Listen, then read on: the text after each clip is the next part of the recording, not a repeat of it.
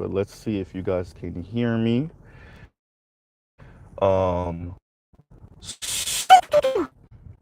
Like, share, subscribe, hit the super chat on the way in. Definitely hit that like button on the way in. Okay. Good morning, America. All you bums that don't make $105,000 a year. Um, so what we're going to do today is we are going to be reviewing, and I said the first 35 minutes, that needs to be modified. It's really like more like the first hour or so. Um, Hopefully you guys can hear me. Let me get a comment in the comment box for the first people in who can hear me. Um, yeah, so we're going to be talking about a Mr. Jason Black and his conversation about what was the title? Are men today? What are men today offering? I think it was. And yeah, that was a really interesting live that he did. Um, so let's start off with a few definitions or whatnot. I guess I'm talking to myself for now, but okay. Um, and once again, like I said, let me get a comment in the comment box for the first people in, so I can know I'm not talking to myself. Okay. Um, Neoliberal policies, or neoliberal, better yet. I'm sorry, neoliberal, favoring policies that promote free market capitalism, deregulation, right? And a reduction in government spending. A further, what's going on, Oliver the Great? Thank you very much. Um, so I know I'm not talking to myself. Okay. Um, and so a more in-depth conversation or in-depth definition of neoliberal. So I don't know if you guys were able to hear the intro, so let's do our intros again. I'll read all of this stuff again. Like, share, subscribe on your way in. Definitely hit that like button for me, and share, because this video I think I'm going to kind of offer a bit of pushback. Um, if I am reading into this correctly, what I think I am, but okay. Um, and so we will be reviewing. I said the first 35 minutes or so. It's longer than the first 35 minutes. I need to modify that in the description, but I will be reviewing Jason Black's most recent video on the business channel, where he's, you know, pretty much says what are men offering today, or what are today's men offering. That, if I'm not mistaken, that was the title. And I just want to read off some stuff, and then we're gonna get into it. So neoliberal, favoring policies that promote free market capitalism, deregulation, and a reduction in government spending.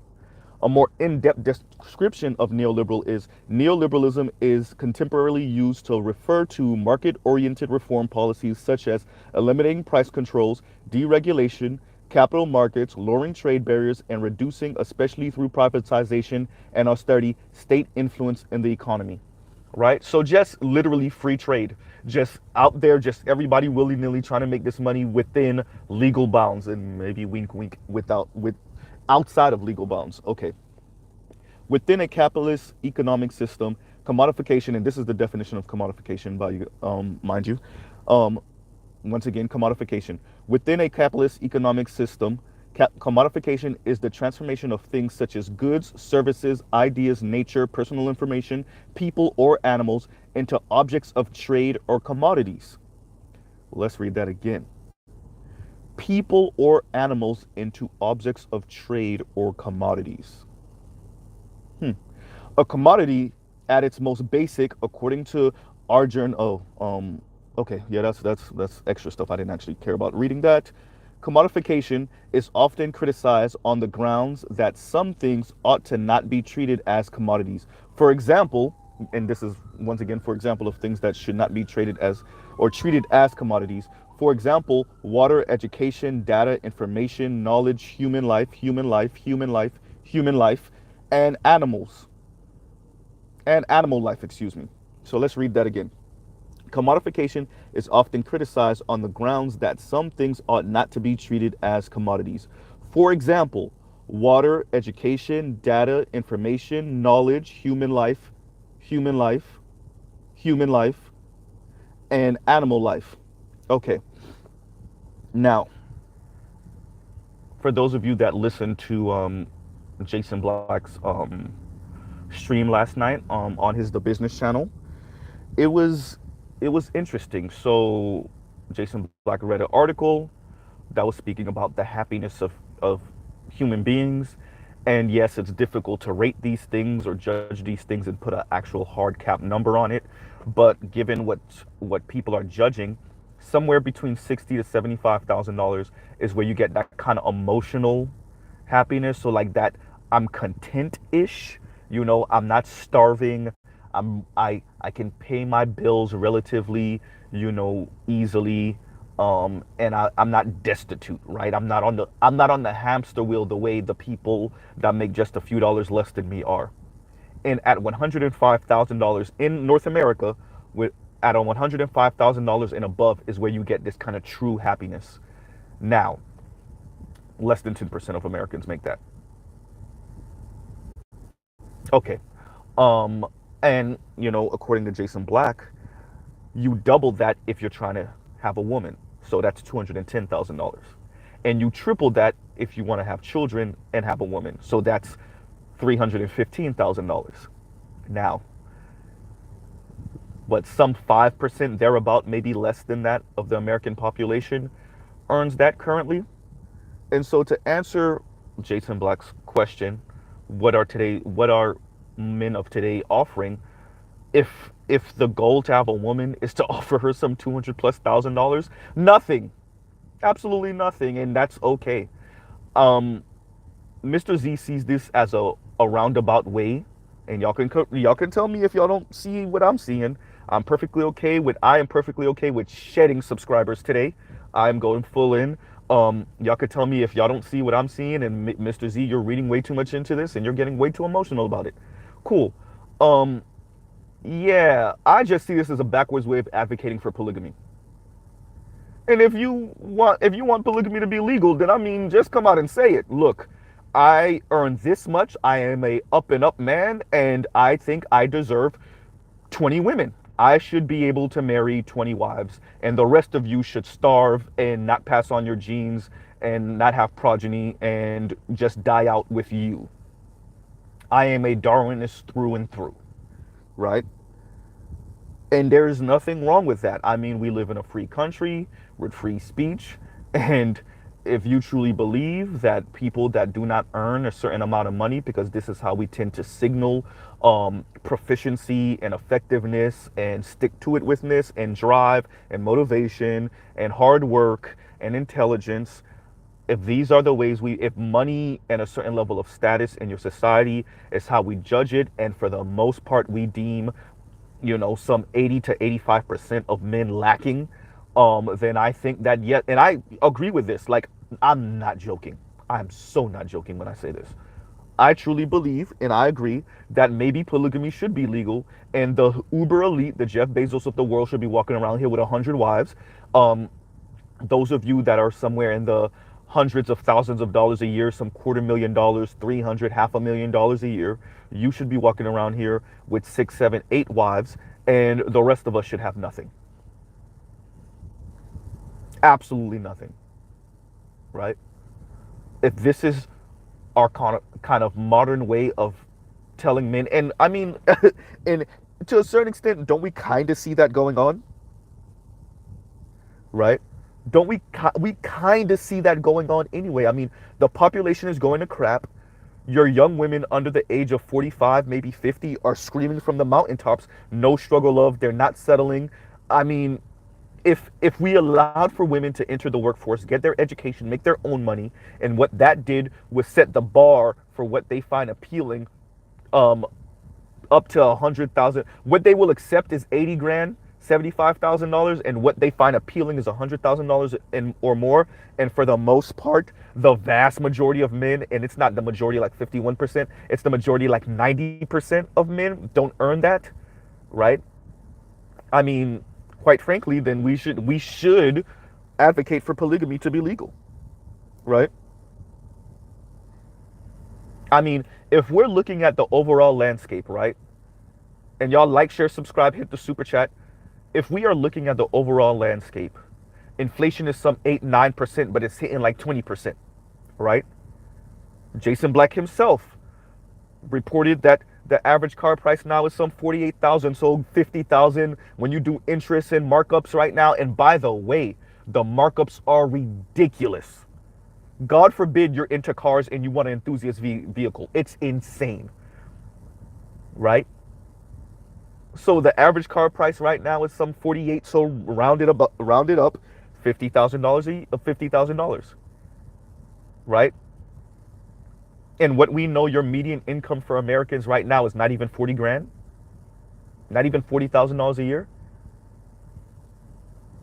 Now, there's a bunch of numbers floating around what the median or average income for men is, but for the most part, it doesn't break like 55. So median tends to be somewhere in that $45,000 a year range. When you factor in average, it's closer to like 50, maybe 55. Either way, men on majority just by smidge aren't making 60 grand plus, right? If you're making 60,000, you're on the north side of the median sign. Most likely, if you're making $50,000 and above, you're on the north side, excuse me, of the median. And what we are told is that the majority of men, that includes black men, obviously, because for the most part, that was a race neutral, or that was before we factored in race, right? The majority of men just don't earn 60 plus. The majority of Americans don't earn 60 plus. The majority of people on the planet don't earn 60 plus, and that includes all men, right? So I'm listening to this last night, and I just thought it was interesting because once again we know that the average home price right now is going for some $400,000+. I think it was 425-ish, 428, something like that. Average car price 48, so 50,000, right?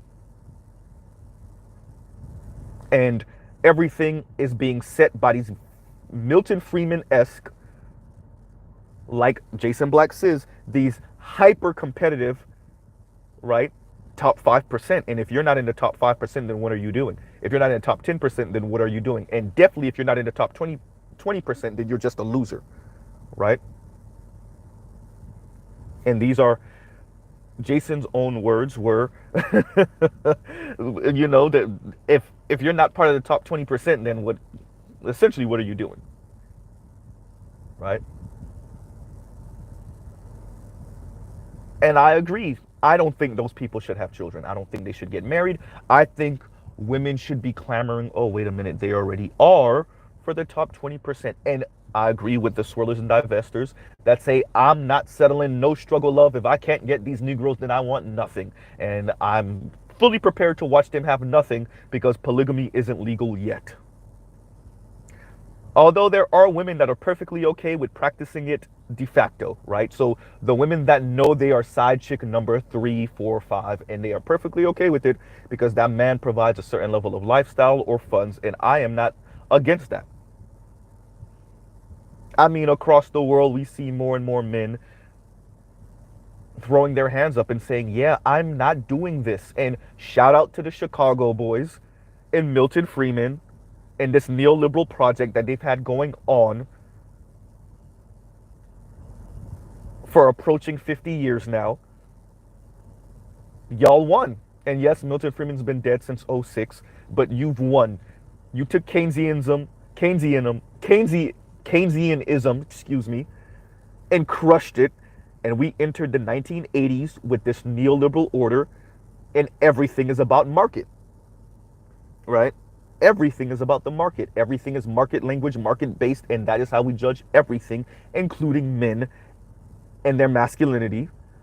And there is nothing wrong with that except the consequences to even those own women that buy into that. And, for all of you elite men that are on the north side of a certain amount of income or wealth, that's great for you.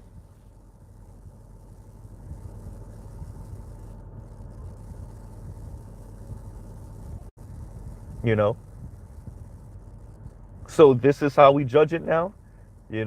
Reagan came in with it. Clinton reinforced it. So on the left and the right, air quotes, on the left and the right, because all of this actually skews neoliberal. This is why politics in America just went to crap over the past 40 some odd years, because everybody doesn't realize the boogeyman is neoliberalism. Both parties actually subscribe to that. And, this is where Clinton came in with the third wave, which is just Republican light, right?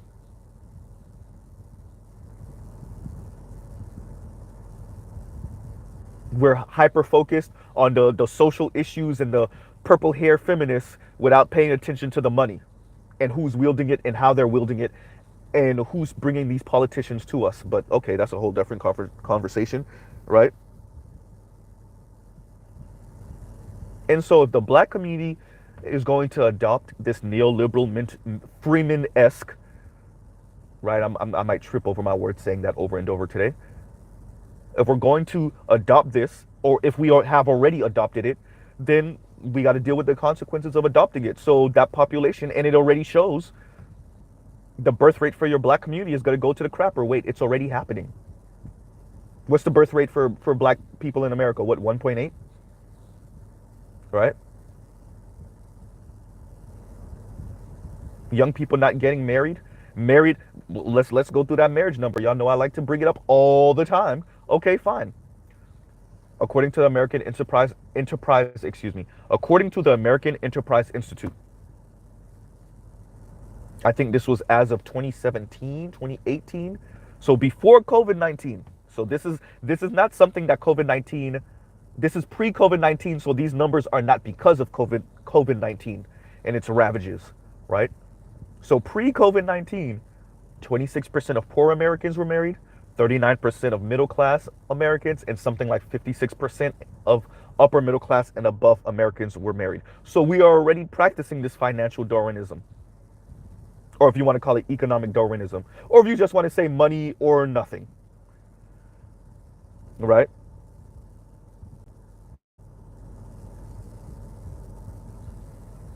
And so, if we're already practicing that, the numbers already reflect this, that people are already engaging in this kind of financial Darwinism when it comes to everything from childbearing. There was a study, and I'm still beating myself up for not saving it, right? And I have to go hunt it down. It's going to take me a little while, but I have to really go hunt it down.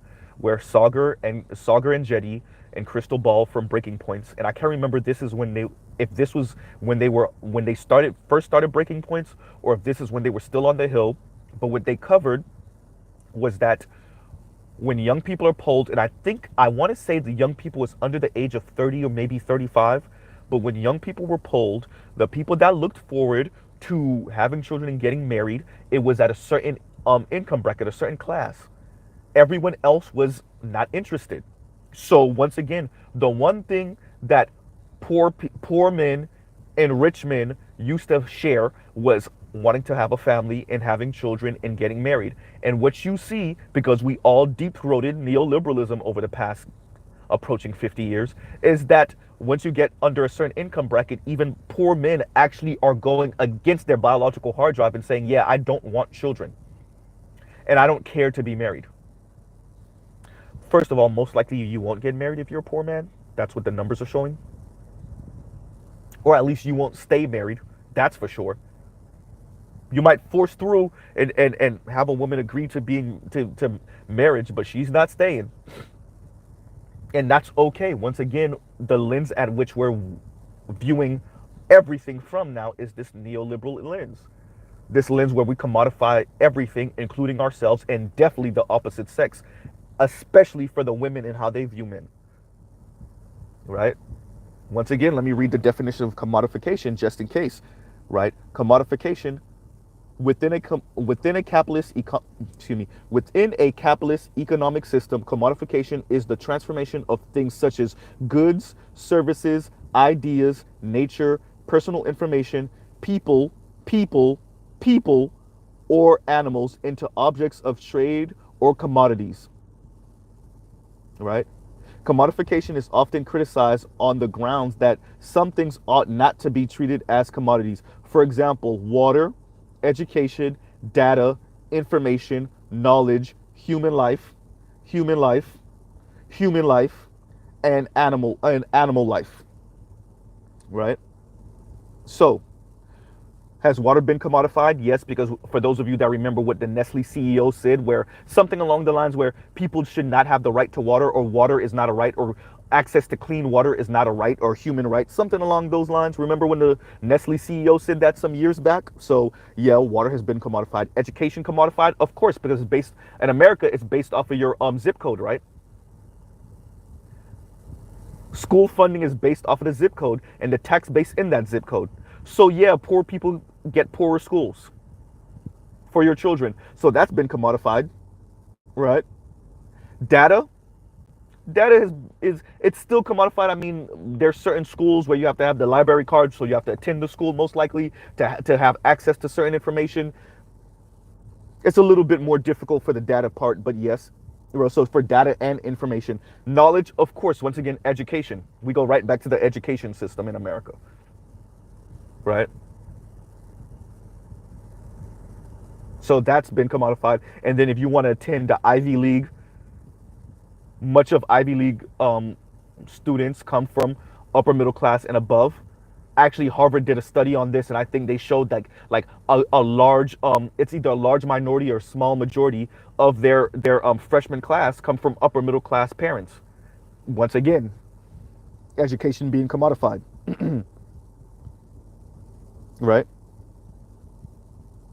Human life. I mean, we're literally having this conversation right now, so that's a yes, right? Animal life. I mean, obviously, if you're a pet to a well-off person, you're probably living a luxurious life. We know the stories of the people who pass and leave their entire fortune to their pet. Pets live in better lives than you as a human being,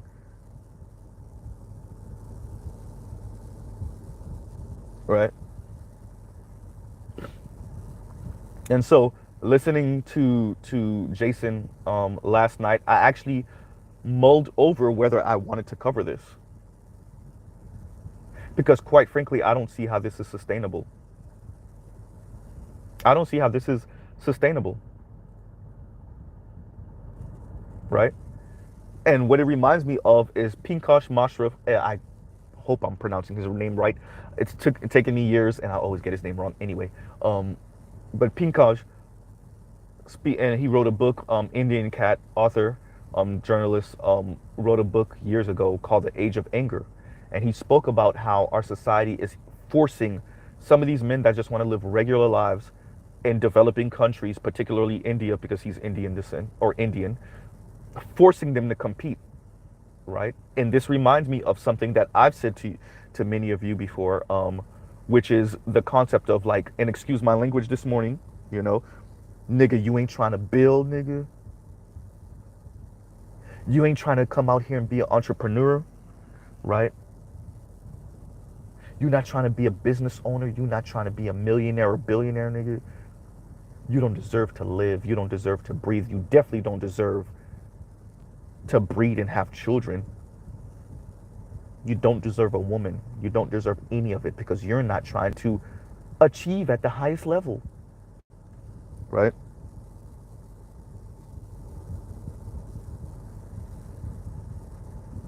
You're not trying to be uber wealthy.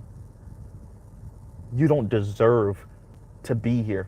Unfortunately, you already exist. And I don't know if we should literally off you and kill you because you're not trying to compete, right?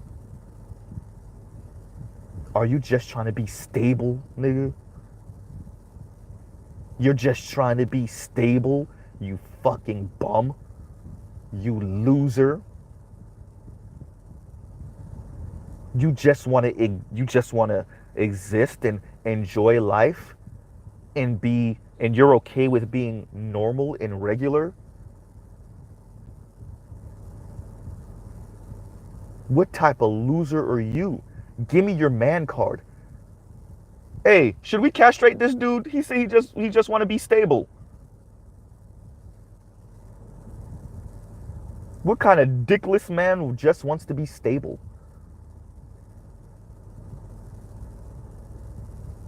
Right? And that's been the overall message, give or take more and more, for the past 4 approaching 5 decades, but it's been growing in intensity. And then you wonder why more and more of your men across the globe are like, yeah, no. On this, it's not really the women. Do the women contribute? Of course.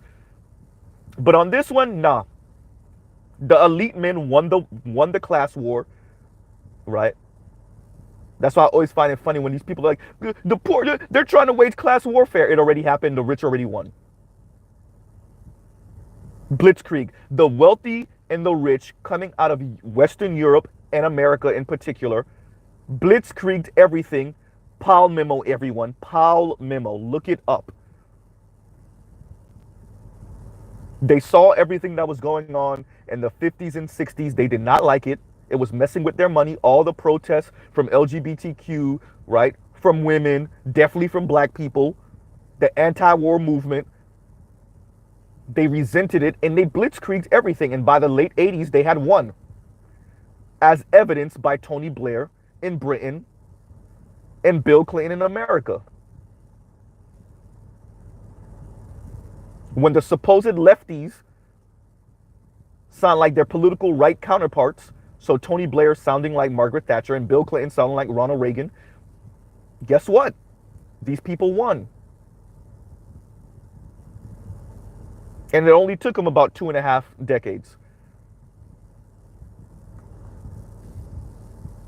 Right? And instead of us having that conversation, we having a conversation about how people south of what, $60,000 a year? Definitely, wait, excuse me, sorry, south of $100,000 a year, definitely south of $60,000 a year are just losers. The majority of your male population just don't make that, and nor will they ever. For those of you that ever watched the or read or looked up the income scale by age, most men, even in death, don't ever reach $60,000+ a year. Not in America. So we're saying these dudes essentially die, not men. So they're perpetual boys. And because they refuse to compete at the highest level, they're boys forever. So it's not boys to men, it's boys to boys. Right?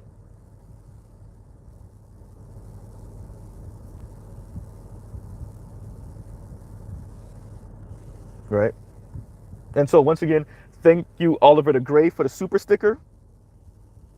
And thank you, Big Kev, for the super chat. And Big Kev says, a lot of black men have been brainwashed to hate modesty. And he put emphasis on hate. It's all capital, right?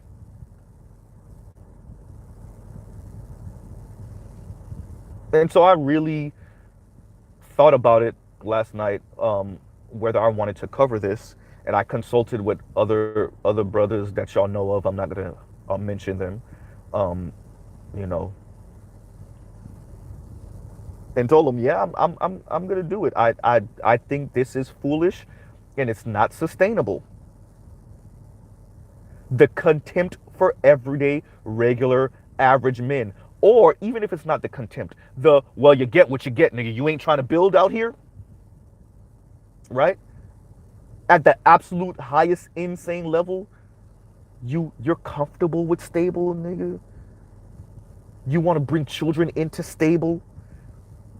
And once again, this is low-key, kind of, financial eugenics. I mean, we're creeping into that, right?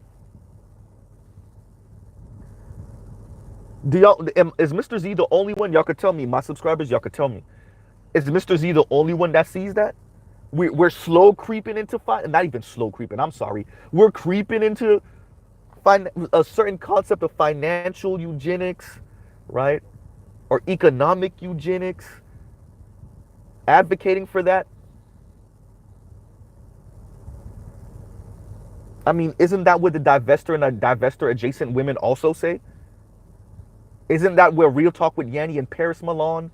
Isn't that where they're coming from? The Cynthia G's, aren't they literally saying the same thing? And then we have certain black men saying that same thing. Right? And once again, the numbers aren't exclusive to black men when it comes to this. The majority of men will not hit $70,000 plus a year in America.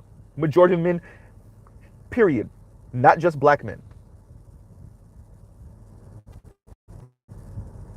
That's not because of baby mamas. I'm sorry. With that one, yeah, that's not that. And so the one thing we have done in America thoroughly is stripped the dignity from just being a regular 9 to 5 dude,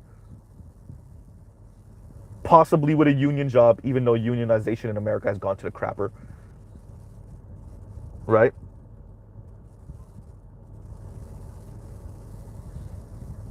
And so, back in the day, at least there was some dignity in working these kind of factory jobs, if you could find a factory job nowadays. Making some okay, stable money and raising a family, right?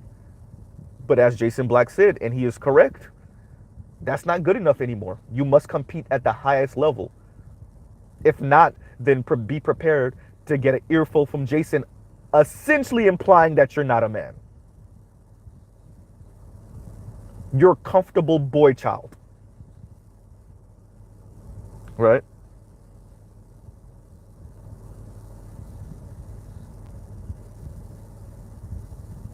Right?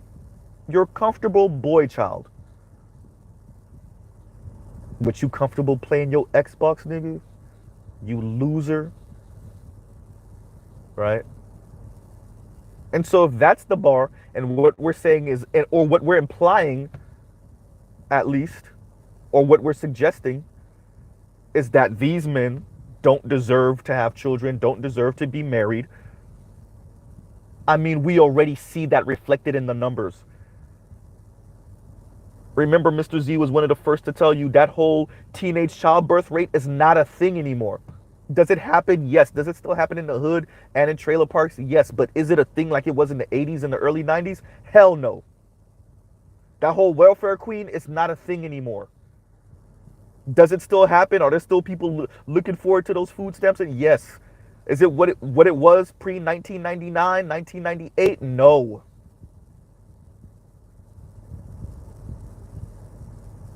Are the hood sisters still having 8, 9, 10 kids from 8, 9, 7 men? No.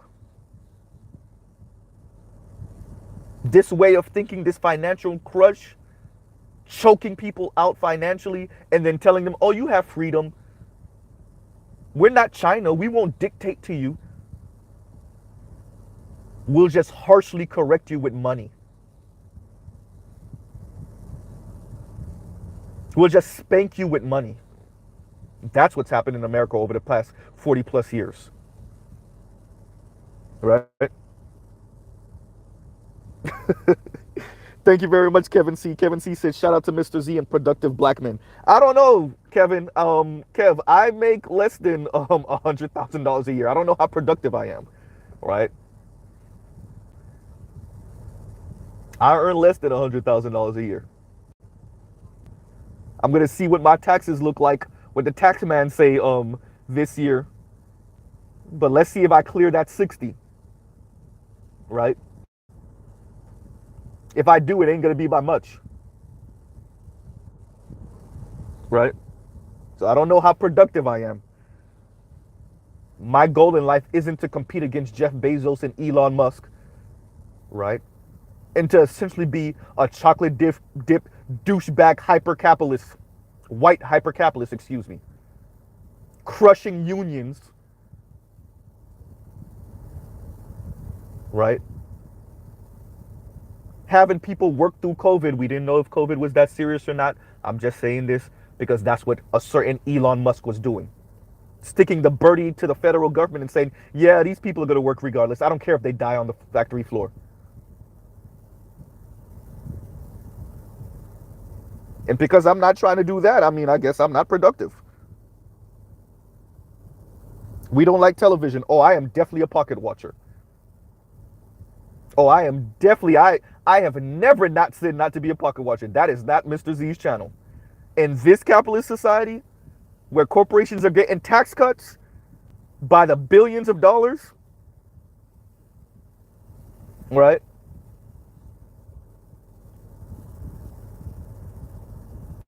where they're chipping off private contractors overseas,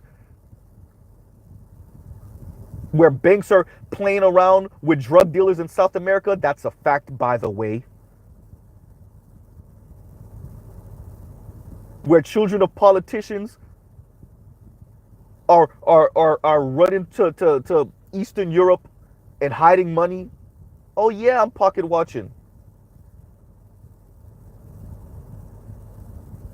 Where corrupt leaders from overseas are sending their children with all the money to the US to start buying up houses so they can hide their money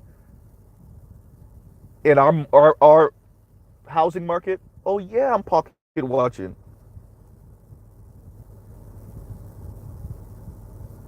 Right? Oh yeah, I'm pocket watching.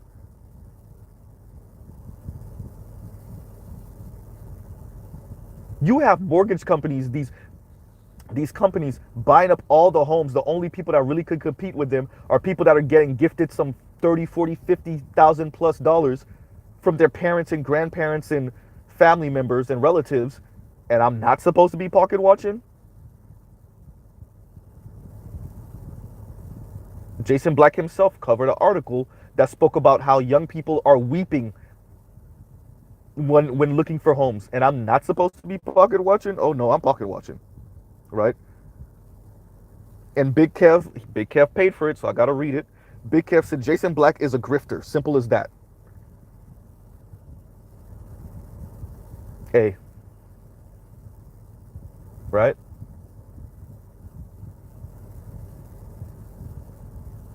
So this is where we are. It's neoliberalism turned black. Milton Friedman and the Chicago boys turned black, excuse me.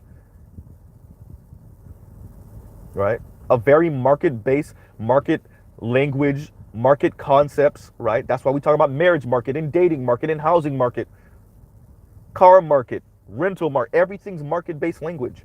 Y'all don't find that weird? Right?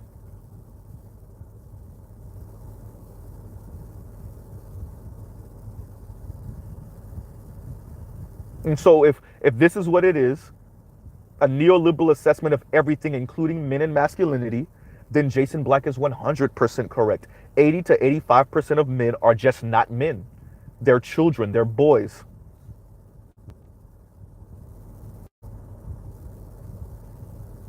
Right? He is 100% correct. If we're going to put on our neoliberal glasses and the lens at which we view everything from, including human beings, including men and masculinity, is through this neoliberal lens, then yes, 80 to 85% of your men, once again, race neutral, before we even factor in race, are just not competitive enough for today's times. And so, by virtue of that, we don't know if they should bring children into this world, and they definitely shouldn't be married, or vice versa. They shouldn't be married, and they definitely shouldn't bring children into this world. So, what should we do with the hordes of women that are going to be single? A, polygamy. Polygamy should be bought back. And Jeff Bezos should be running around here with a couple hundred wives. So should Elon Musk. I guess Nick Cannon and Future got it correct. Diddy ain't do enough. All right? What's the name of the football player that had how many kids from how many different women? He had it right too. But they should keep those women, though. That's the thing. They shouldn't just be out here willy-nilly, having sex with these women and getting them pregnant. No. Marry 5, 6, 7, 8, 15, 20, 100, 150. I don't know how many women you could afford. Bill Gates, you're not contributing enough. You'll only have one ex-wife. It ain't good enough. Right?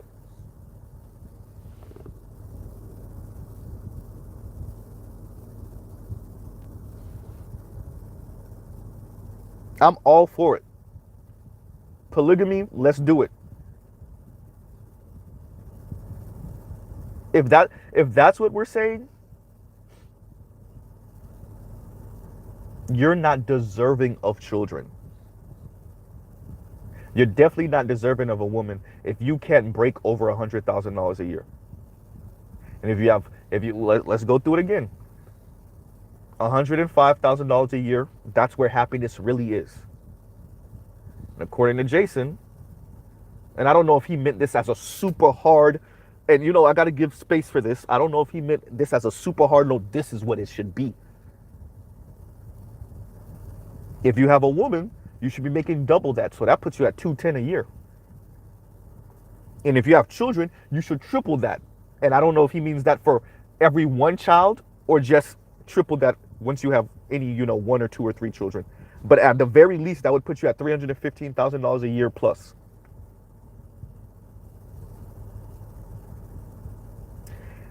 Hey, if this is the system and the system has us sounding like this now, then that truly means that some 5 or so percent of American men should be the ones having children and getting married. So, 200, and once you get past $200,000, it really doesn't make a difference for most people, but okay. So for you to be married, you should earn some $200,000 plus, and for you to be married and have children, you should earn some $315,000 a year plus. So 315 plus. Okay then.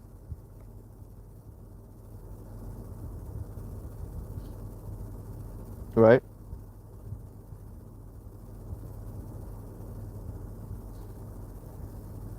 KW Don 7 says Jason Black has always been a capitalist elitist while camouflaged in black empowerment rhetoric. Hey.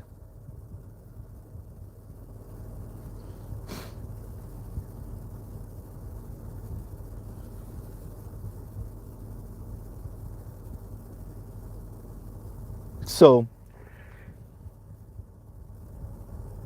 we don't like television. You see now you understand where I'm coming from a little bit? I know you disagree with me before. I understand the pocket watching. It's cringy, right? It sounds cringy for an adult man to be like, wait, say that part about the money again? I know, especially for those of us Xers. The boomers were a little bit, I'll give the boomers this. They were pocket watching. They were pocket watching. Y'all could say all the negative stuff y'all want about the boomers. They were pocket watching. But by the time younger boomers, definitely Xers and millennials came along, we were taught that, no, you don't do that. That's some, excuse my language, that's some bitch made shit. That's disgusting. Especially as a man, you don't pocket watch. And I understand where that concept came from.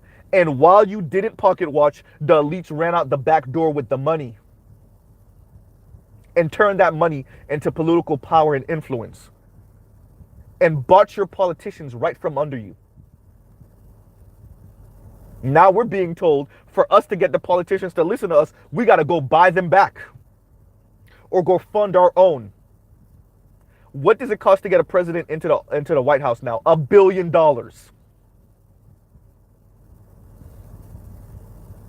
Senators are coming in at what?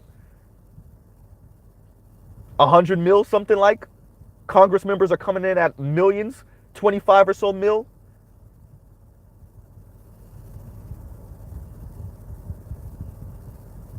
Right? So you have 12% of the US population spread out amongst 50 states, but mainly the South, right? The Black Belt. And you have about 6% of black men spread out among these 50 states, once again, mainly the Black Belt in the South. And we're telling that 6% that they need to buy politicians, Congress members at some, 25, 20, 15 million a pop, Congress members, senators at some 50 to 100 million a pop, and presidents at about hundreds of millions to billion plus dollars a pop.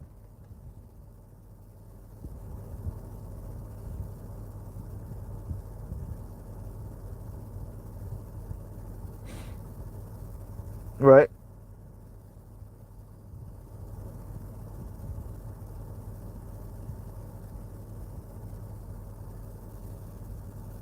That's crazy. Oh, Kevin C says former NFL cornerback Antonio Camardi, I think that is, has 14 children and one wife. I'm saying those are the only people that should be having children. The rich and the wealthy. Everybody else, until you get rich and wealthy, don't do it. What are you doing? You're bringing your child. And there's something to be said about bringing your child into the struggle, right? Especially knowingly. There is something to be said about that. But if we're starting to set the bar at $100,000 at minimum, what am I saying? Mr. Z, you're wrong. You said started to. Sorry. If the bar is $100,000 a year or more, $100,000 at minimum, absolute base. Once again, that means 90 or some odd percent of your male population should just not be reproducing. Right? Y'all like, share, subscribe, hit the super chat. Excuse me. Like, share, subscribe, hit the super chat. Definitely hit the like button on your way in, or if you haven't already. Definitely share this. I'm probably gonna shed subscribers after this one. Right? So if we're being nice and we applied the Kevin Samuels rule, about $80,000 a year or more, right? The Henrys, right? So about 80 grand or more, if we go off of what Jason said, for the base absolute base of satisfaction, it's about 60 grand to 75. And that's like the basement. That's not even the first floor. That's the basement of some type of contentment. What happens when the majority of your men, once again, before we factor in race, don't ever even hit 60 grand a year? Right? Harold George says, and thank you for the super chat, Harold. Harold George said, I'm starting to notice that Jason sounds like a black and more informative Jordan Peterson when it comes to men navigating through the system. Hey. I get it. But remember, and this is once again, when you're hit with, when we allowed for these particular neoliberals to get into power and they told you, screw, and this is one thing the black community is actually kind of good at, which is speaking community. I don't know how much of us actually believe in it, but talking this community talk and actually explicitly saying the word community over and over again, which is actually a really good thing, I would say, for the black community, particularly in America. I actually love that about it. A shout out to ADOS and FBA. I actually really appreciate that. But for those black people, and then definitely non-black people that don't subscribe to this concept of community, I get it, because you were taught and told and socialized from about the mid-70s on up that community is an anchor on your ankle, and it's all about you. Being a hyper individual is the way to go. Hyper focus on you, and then worry about your small circle after that, and you use your small circle as protection. But everything outside of that, shout out to Drake, no new friends. Everything outside of that is competition, right? You don't worry about those over there. If you have an issue, you buy them out, right?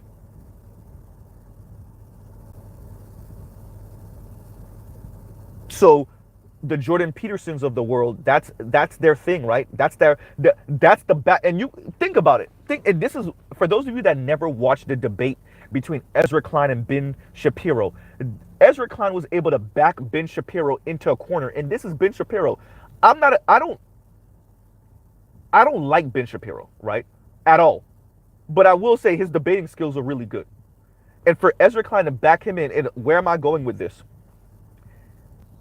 For Ezra Klein to back him in, it's Ezra Klein read something into what Ben Shapiro said and was able to back him into essentially saying, I want to protect my, if you read into it the right way, or the correct way, at least for me, which you saw as Ben Shapiro advocating for, and what a lot of these particular type of people, and I'm not putting on Jason Black, by the way, what they're really saying is, I want to protect my class position and my income position. And I don't feel threatened by you as an individual in your small circle. I feel threatened by hundreds of you, thousands of you. And so I will push hyper individuality because you and your family don't pose a threat to me, right? You and your circle don't pose a threat to me. You're only a threat when you're unionized. That's why I want, and if you ever notice the union busters, the way they frame the conversation is that in that way. We want individuals. We want individual people. We want people to reach the highest heights. So they put it back on you as an individual. Hey, do you really want to advocate for all these other people you work with? Or do you want to focus on you, and then that way you can get to a certain level? Because we're willing to pay you that $25 an hour, that $30 an hour. But if you advocate for these other people, you know, wouldn't that get in the way? Then you got to pay union dues. Right? And that's where Jordan Peterson comes in. But he frames it in, worry about you and your room, clean your room first before you worry about anything else. And it's actually a really good concept when you're talking to children, or when you're talking to wayward people that want to talk about the macro because they don't want to worry about the micro because their life sucks and it's their fault. But what we're talking about is adult men that can take care of themselves and that are already taking care of themselves. But so their room is clean. And what they're saying is this system, excuse my language, is fucked.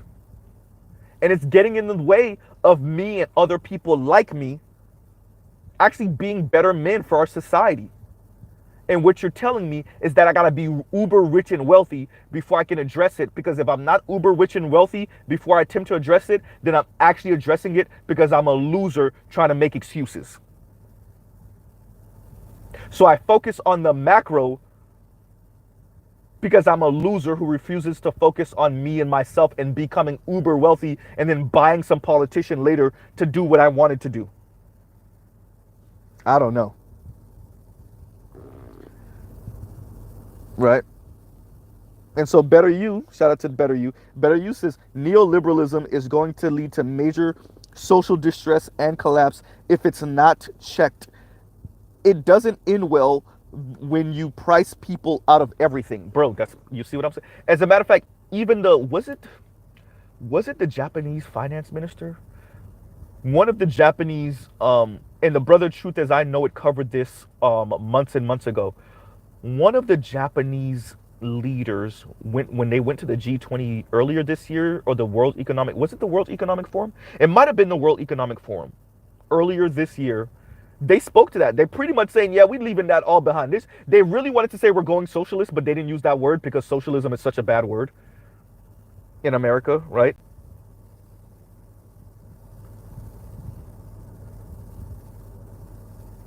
So they essentially were saying that, like, either we're going to revert back to some kind of Keynesianism, which is like capitalism light-ish, right?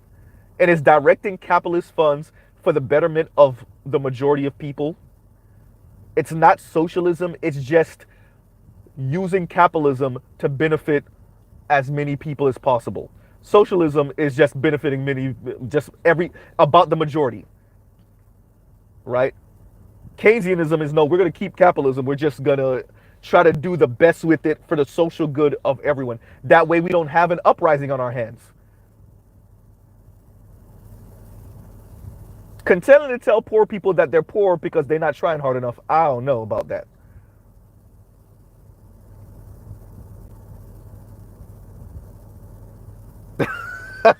Nameless.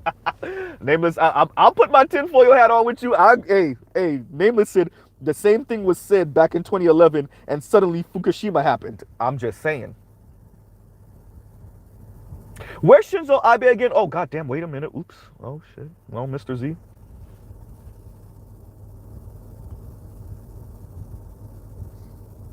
Right.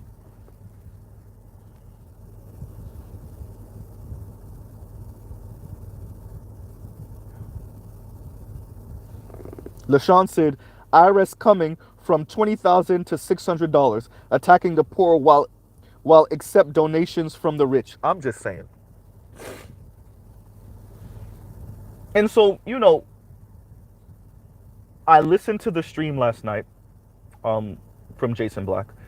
And, I'm a subscriber to Jason Black. I think I always will be. I just really have an issue with continuing to chastise and just going in on everyday working class men and demanding that they try to achieve at this insane level or deal with the consequences of potentially not having children or getting married. And I'm telling you right now, many Gen Z, way more than we would be comfortable with, and younger millennials are like, bet, y'all can have them then. Y'all can have the women. Have the women in the accolades. Go ahead.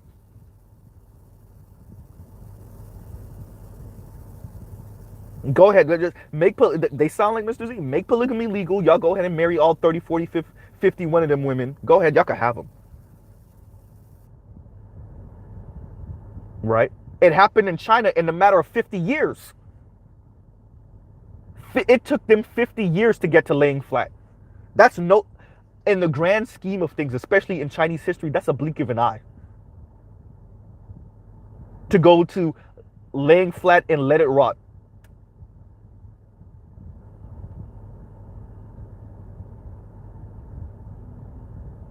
You got the hikikomori in Japan. In South Korea, you have pretty much the same thing.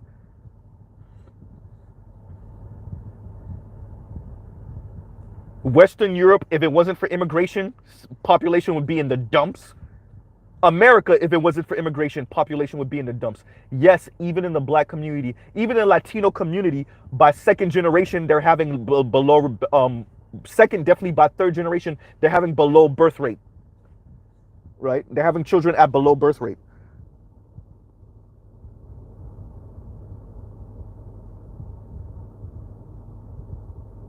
Right. And once again, thank you again, Oliver the Great, for the other super sticker. Right. Is your average police officer even making $100,000 a year? Eh. How long before a firefighter or paramedic makes 100 plus? Right. We're telling all of these men that 100,000 plus 105, let's make correction. That's the entryway to some type of true blue happiness. And everything short of that, are you even trying? Do you even lift, bro? Are you even trying? Right?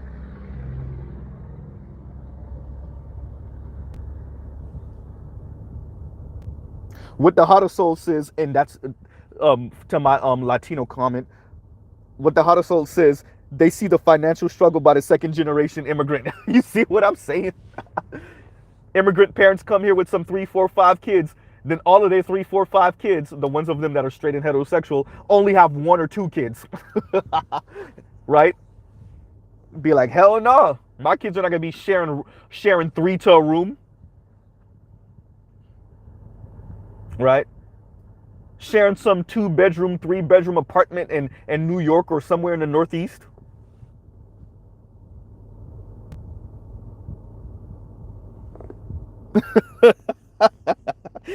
The nameless protagonist says, honestly though, Z, I wish more of us lifted. Hey, I'm working on it. Right? And I do too, actually. I do wish more of us, excuse me, I do wish more of us lifted and actually practice some form of martial arts, right? And we're more gun savvy. That I actually do wish. Right? And I mean, you know, I know much of this is supposed to be motivational language and inspirational. I understand. I get it. I'm black, born and raised in a black community, around other black people from across the diaspora, including in majority ADOS FBA. I understand this harsh language used to motivate and inspire men and boys in particular. I get it. Right? I understand. But there does come a time when the language just becomes just a little too much. Just a smidge, just a teeny tiny too much. Right? And when we start deriding, that's the word I was trying to get out earlier, I couldn't get it out. Deriding 80 to 85% of men for not attempting to be elite. And by the way, that 80 and 85%, many of them are attempting to be elite. But when we start deriding them, right? Especially in the West, in America in particular, for not being elite, or at least not attempting to be elite, what are we really saying then? Once again, your average home price is some $400,000+ a year. What's that in mortgage? Right? We're approaching some, what, $3,000, somewhere $3,000 in mortgage. Your apartments are going for $15,000, $18,000, $2,000 a month.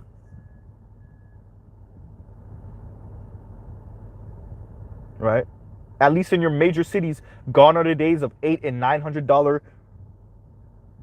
and $900 a year. A month in rent for an apartment.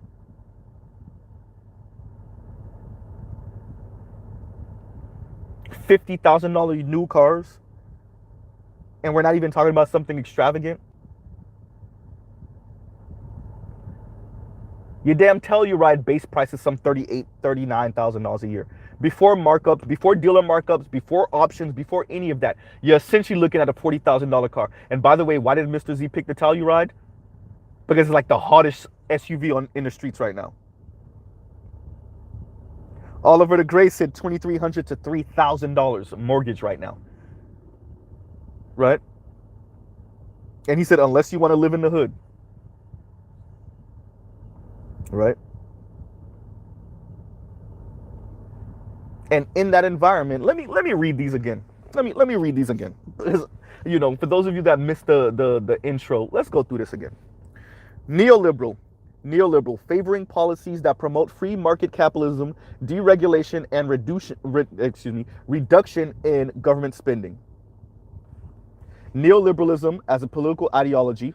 Neoliberalism is contemporarily used to refer to market-oriented reform policies such as eliminating price controls, deregulation of capital markets, lowering trade barriers, and reducing, especially through privatization and austerity.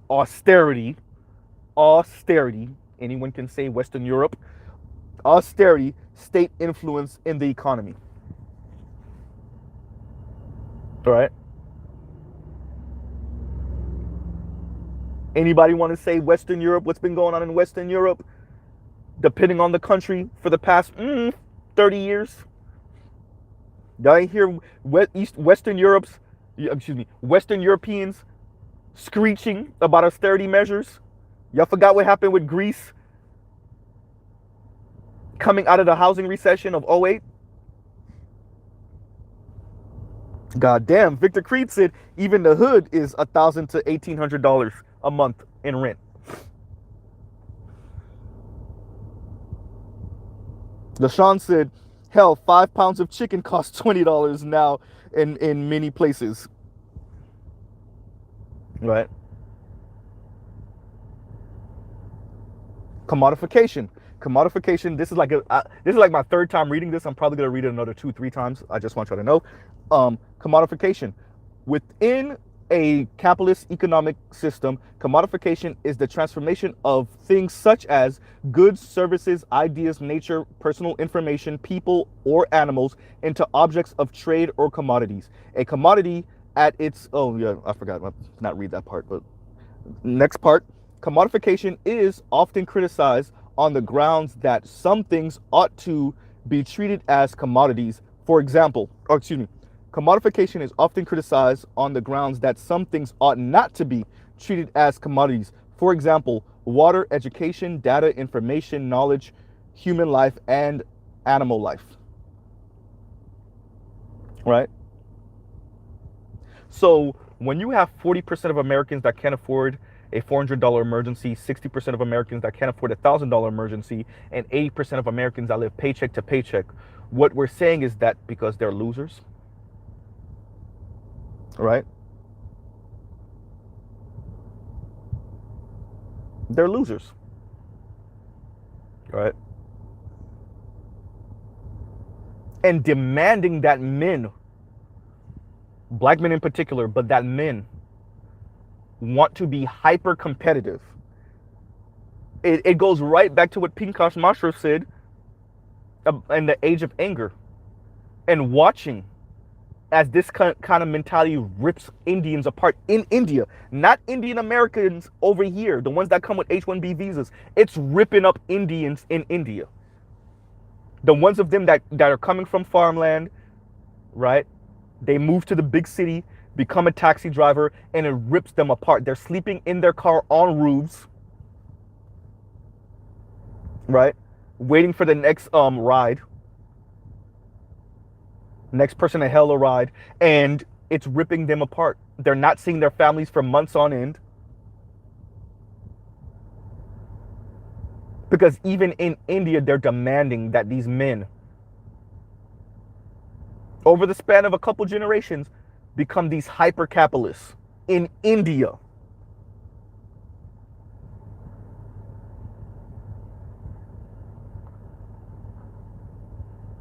Once again, laying flat and let it rot in China. The birth rate in Greece, in Italy, through the basement floor.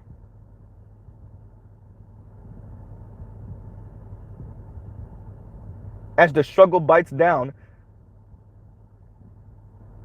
as compared to the past, more and more young men are saying, yeah, nah.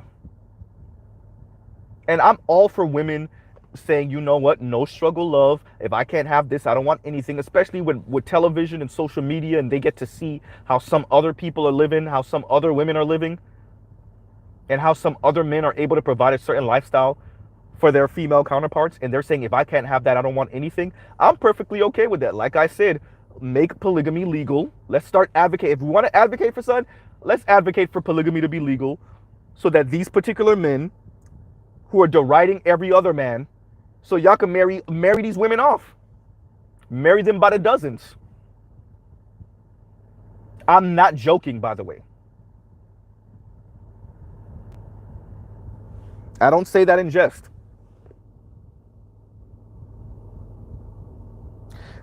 Nameless, I would argue both, but Nameless says, Z, is the problem capitalism or is the problem modernization? I don't know if capitalism would be an issue if modernization didn't operate alongside it. So that's why I said both. So I'm not as much as an anti-capitalist as people may think. I'm saying this brand of capitalism and the way we're interpreting it, this kind of late stage post-industrial financialization of everything, neoliberal assessment of everything that includes other human beings, and in this conversation, men, black men in particular, when you couple that with this light speed advancement in technology, I think it's a recipe for disaster in human connection, right? Because you once again remember the shadow of hyper individuality that we've been going through over the past few decades. You put all of that in the pot. That's why I like to speak about these things holistically, because you put all of these things that we've been kind of socialized into the pot, right? These things we've been socialized into over the past few decades, and you get this bifurcation of your society, right? And your communities. And like I said, at least in the black community, we have the conversation of community. You know, we oftentimes look longingly at the Japanese, right? Or the Chinese, the East Asian community in particular in America. Until you find out, once again, me and Nameless know this, look at that marriage rate for American-born Asian women. Who they marrying? These Asian men are busting their ass. They're the stereotype, right? The model minority. Asian men are the face of model minority. Who their daughters marrying, though? Uh-oh. Oftentimes, less successful white men than their Asian male counterparts. Why is that? Oh, crap. Wait a minute. White supremacy and all of the imagery that come with it. Right? There's a reason why I speak about these things the way I do.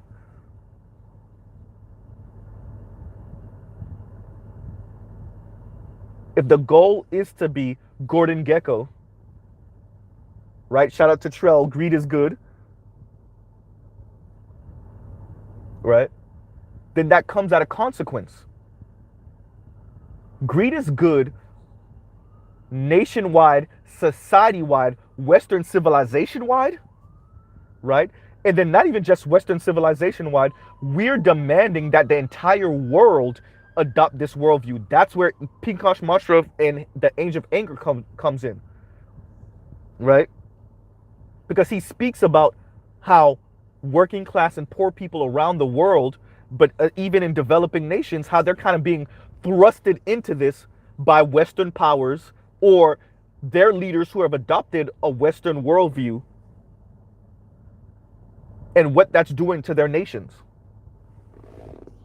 Right?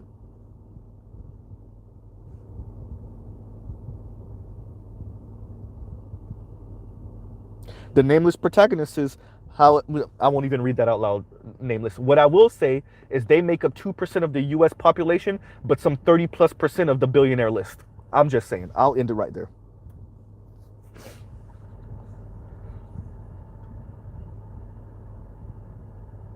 And many of those people are helping to push this. It's here's the concept. I'm winning this game. I'm going to continue to win this game. This is my game. I helped to create this game if I'm not the one who created it. So I need you to play this game. I don't need you to play any other game. I don't need you to advocate it for any other game. I don't need you to change this game or rejigger it in any way, other way. I need you to play this game this way because this is the one I'm winning. Ben Shapiro, anyone? Milton Friedman, anyone? Ronald Reagan, anyone? Bill Clinton, anyone? George H.W. Bush, and definitely George W. Bush, anyone? Tony Blair, Margaret Thatcher, right? Ariel Sharon, Bibi Netanyahu, anyone? Right?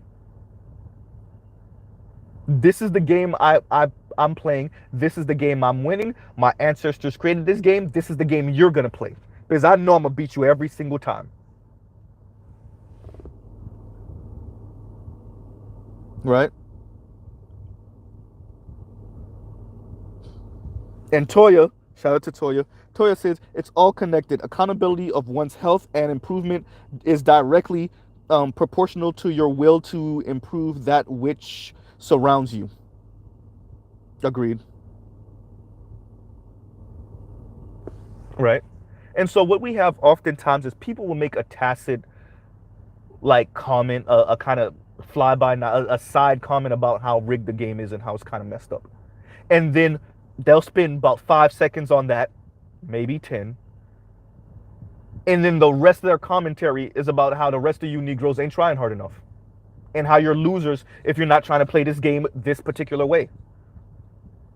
Even Jordan Peterson will get into that. Right? Your most staunch conservative every once in a while will be like, yeah, it ain't right. But nigga, why you ain't trying to play though? And win. Right? You're the loser for trying not to win. No, your men are showing you through indifference that they're not playing the game anymore. That's what more and more of your younger millennials and your Gen Z are showing you. Yeah, we're not, yeah. And for those of you that want to compete, y'all go ahead and play that game. It is a political statement. It is a political statement. Right? Excuse me, y'all. It is a political statement. I will not play this rigged ass game to lose and then still be called a loser.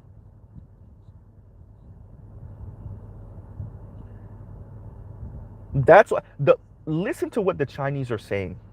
The Chinese young men. I'm going to do just enough to sustain myself and to subsist and to potentially engage in my hobbies, drink with friends. But because I know I'm priced out of the game and all those hyper competitive people already got the game rigged, their parents already know Politburo members and blah, blah, blah. And they already got everything rigged so that they can get into government locally and then start to climb up the ladder from there. And it's just elite family versus elite family on that level. Because I already know the game is rigged. I'm not even going to engage. I'm just literally going to do just enough to subsist, to have fun, to go drinking with friends. I know I'm not going to have children. I'm one of those access 30 plus million more boys and men.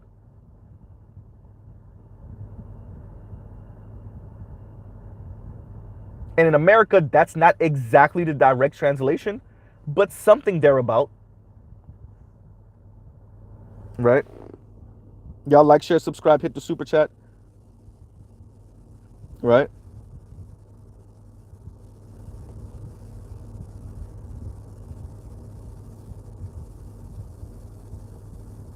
Like I said, 80% of Americans live paycheck to paycheck.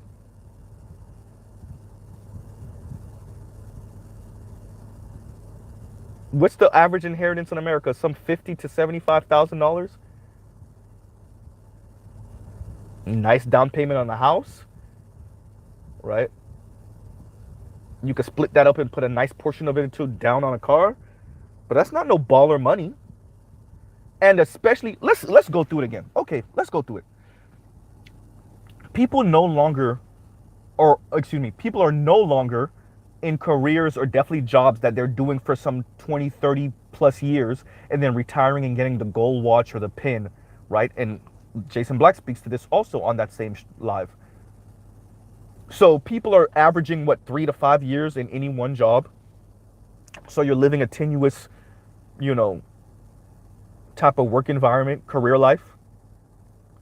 And for many of that, it's not a direct translation. You can't move maybe your 401k you can move, but you can't move your pension from here to there depending on, you know, who the pension provider is, blah, blah, blah, blah, blah, et cetera, et cetera. And so you're restarting this over and over again.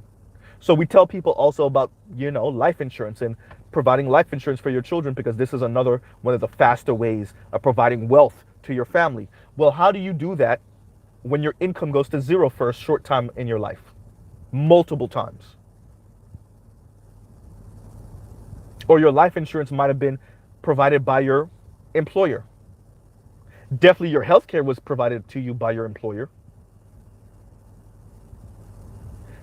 And if you're not staying in your career field for any more than 5 or so years, how is this supposed to work? All these things we tell people to do. Once again, I'm not even hyper focused on black people in particular.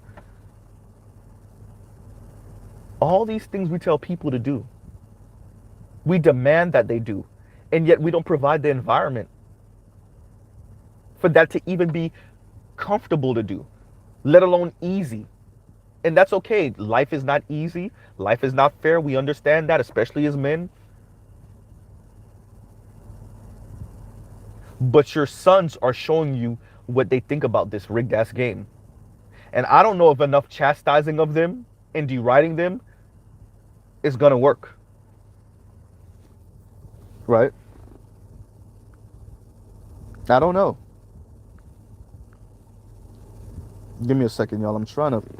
Okay, because this thing, sometimes you got to click buttons. I want to make sure I'm not missing anything. Yeah, because if you don't do that, then you'll miss something, right?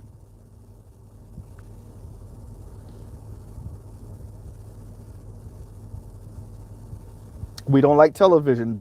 He says John Henryism. It really is. It really, and we're demanding that your young people, particularly your young men, engage in John Henryism, particularly your young black men. We're demanding that they do. But what happened in John Henry at the end of that story? Once again, shout out to Black Uru, Pawpaw,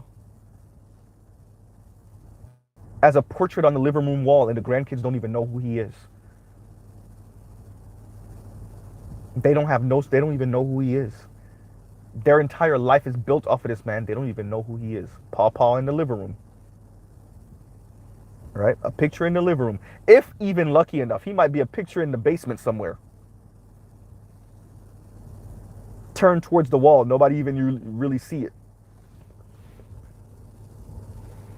John Henryism, you're demanding that your Western men, your American men, particularly your black American men, engage in John Henryism, because anything short of that, they don't deserve respect. They don't deserve to be married. They don't deserve to have children and have their progeny and their history and their legacy continue. right?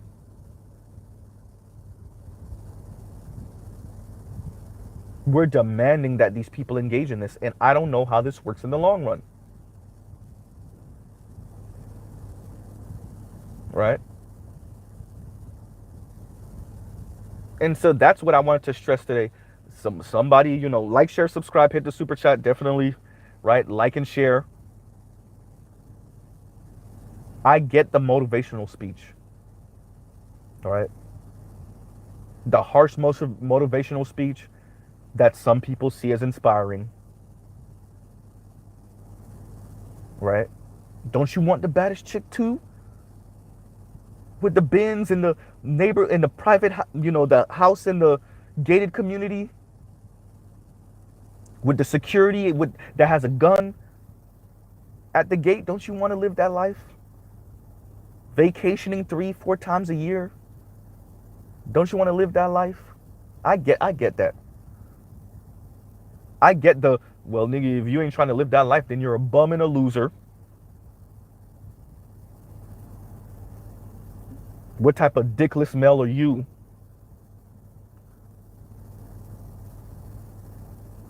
Right?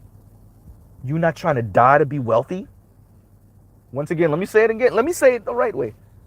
You're okay with stable, nigga? Actually, according to these numbers, you're understable, you loser. And you're okay with that. You ain't trying to make $100,000+ a year. It's not that the game is rigged. It's because you're a lazy bum who would rather play Xbox and PlayStation than make this $100,000, $200,000, $300,000 plus a year. Quite frankly, if you ain't trying to be a millionaire, then you're a loser. If you don't have the drive to be a millionaire, then you're a loser. You can land on a few $100,000 a year trying to be a millionaire. We'll give you a pass on that. But if you ain't trying to be a millionaire, at the least, then what are you doing with your life? Everything under the top 20, 15, 10% of men, you're a loser. The floor is the top 20%. That's the floor. And the gold standard is the top 5%, definitely the top 1. Alexa, how many billionaires do we have on the planet? Less than 3,000. Reported. How many millionaires do we have on the planet? Some 56 million millionaires out of 8 billion people. Right? Eric Ingram. Oh, shout out to Eric all the way from Europe. Eric said, Mr. Z, school him. Salutations. Right? Oliver the Gray says, man up, yo. Money over everything. MOE. Right? MOE. It's always been MOE, right?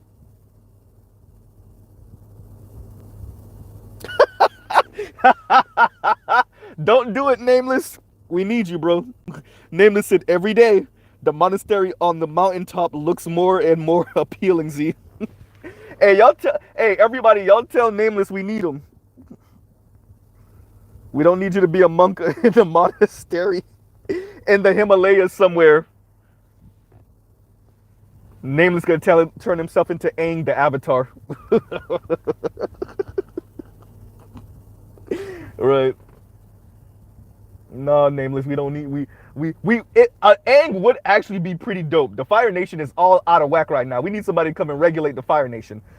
Right? We actually Aang would actually be pretty helpful on planet Earth right now, because the Fire Nation is just Fire Nation slapping up everybody right now on planet Earth. Right? But short of the Avatar, I don't know.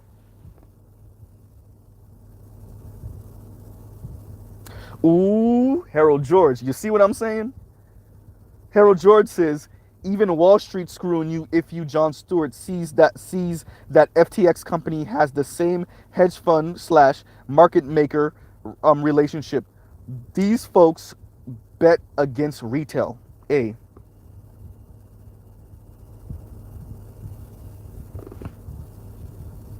But isn't what was his name? And one of y'all will remember. I don't remember what his name was. Was it Niga Higa, the Asian cat that was big on YouTube in YouTube's beginning, and then he kind of disappeared, and then we found out he was kind of living that monk life a little bit. Was it Niga Higa? I want to say it was Niga Higa. It was one of the Asian cats. I can't remember if it was Niga Higa. I used to follow all of those Asian cats in the beginning of YouTube, like the first 5 or 6 years of YouTube. Definitely within the first like 6, 7 years of YouTube. I used to follow all of them. And one of them, he was big. Was it him? Or was it another one? It was him, or one. It was another one that used to be producing all the time. It's not obviously it's not Timothy De La Ghetto. It's not him, right? It's if it's not Niga Higa, I forgot. It's a couple of their faces that's in my mind right now, but the names are slipping me. Yeah, but they, you know, used to be big on YouTube, and then they just kind of like disappeared for a little while. And I think they still are like not on YouTube anymore, but it wasn't anything, from my understanding, it wasn't anything that happened. They just pretty much, like Nameless Sid, went monk. They just,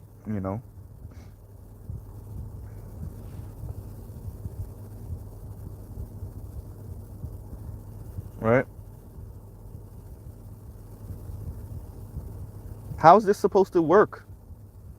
And you know what? Shout out to Eric. Thank you, Eric. You just reminded me. One of the first things me and Eric connected on was what's his name? Michael Sandel, The Myth of Meritocracy. You have Richard Reeves' previous book, not this one of Boys and Men, but his previous book, Dream Hoarders. I mean, how do you watch the college school scandal? You got Richard Reeves, Brookings Institute researcher, speaking about Dream Hoarders, which is once again that top 20%, not just having all the money, but snatching all the dreams and aspirations and opportunities off the table. And when I say this, please, everyone, that doesn't mean you don't try. I'm not trying to strip you of motivation now. So I'm not all the way on the complete opposite end, telling you it's all fucked. Excuse my language. I'm not saying that. What I am saying is a healthy acknowledgement of how this game is screwed and rigged is important in these conversations. So if I didn't say it earlier, I don't know why it took me so long to say this.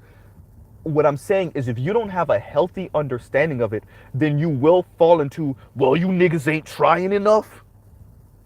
You losers. That you're going to fall into that. Right? If you don't have a healthy understanding of how rigged this is, that doesn't mean you don't motivate people. That doesn't mean you don't tell the young men, hey, I don't care. You still got to do it anyway. But to set the bar where we're setting it right now, and then deride the men for looking out in the environment and being like, this is impossible. And it may not be impossible. It's actually not impossible. Super difficult? Oh, hell yes.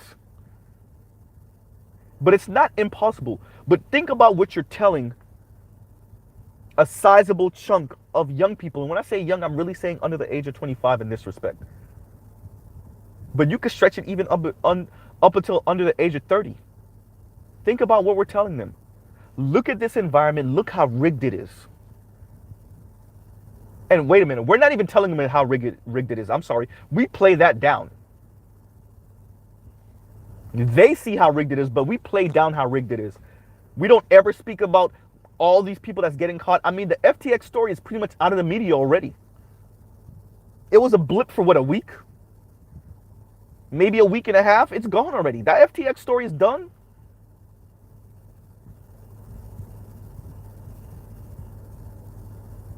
A few of us in these type of spaces are still talking about it, but it's no longer in the social consciousness. And so we tell these young people, don't worry about those people, just get yours. These young men, we tell them that. And then we wonder why they don't seem to be really motivated. Right?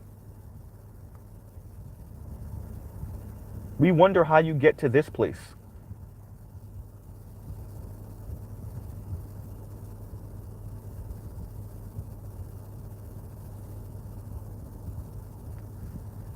right? And once again, this is not about telling the young people, young men, anybody, anyone who's listening to me, definitely under the age of 30, under the age of 25.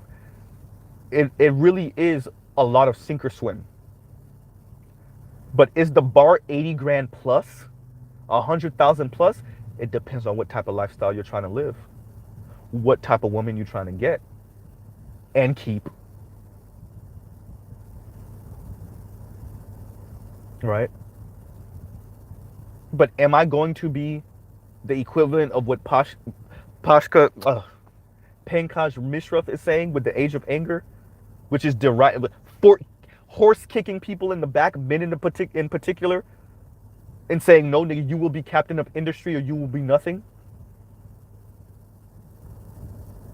right? You've said it multiple times, Nameless. That's true. Nameless says 99% and 1% equal 50-50 in the ADOS social complex. You've said it multiple times. Shout out to Kareen. Kareen's in here. Kareen says, what's going on with all of those crypto kings dying too? I seen it too. I literally had a conversation with a coworker about this a couple days ago, right? That needs to be looked into more. Kareen, look, Kareen. I think eventually Mr. Z might end up. No, I'm not that big. But yeah, you never know. Like I said, y'all see a news segment about the Z flying off the expressway. Look, I know how to drive. Okay. But yeah. Right?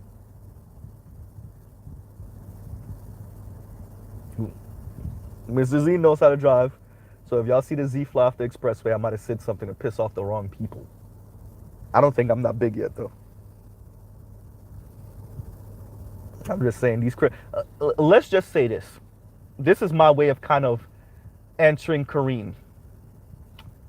Saddam Hussein, Muammar Gaddafi.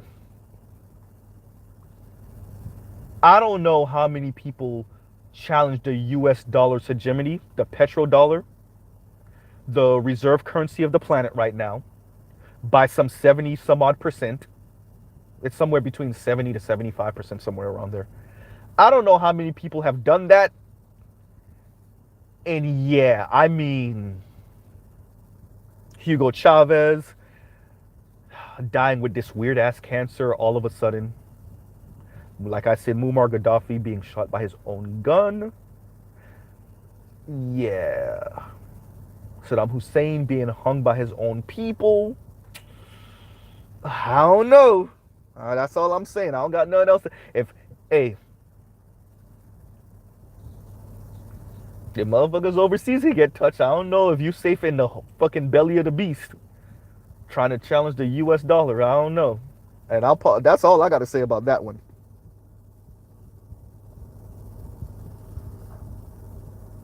I ain't saying no more, Karina. I'm just all right. All right. But the real problem is that these everyday men are bums and they're not trying hard enough. Right? They're not trying to buy their women, buy their kids, buy society. They're not trying to live Milton Friedman's fantasy. That's the problem.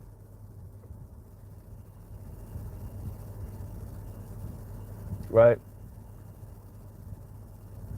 That's the real problem. The real problem is that you men in the West, once again, regardless of race, particularly you black men in America, you ain't trying to achieve, y'all are not trying to achieve at the absolute highest level, top 5%, top 1%. And Jason is right. Let's go through what he said again. He's 100% right about this. Top 5% is hyper competitive or ultra competitive. He used one of those words. Top 10% is competitive. Top 20% is assertive. He's right. Excuse me. And what he's saying, or what can be implied, I'm not saying he's saying, let me take that back. What can be implied or inferred from that, or suggested from that, is that if you're not trying to be part of at the very least, the top 20%, then what are you doing with your life? You're a bum and a comfortable loser. And you should maybe be castrated because you're definitely not a man. Not by any sense of the word defined by someone like a Jason.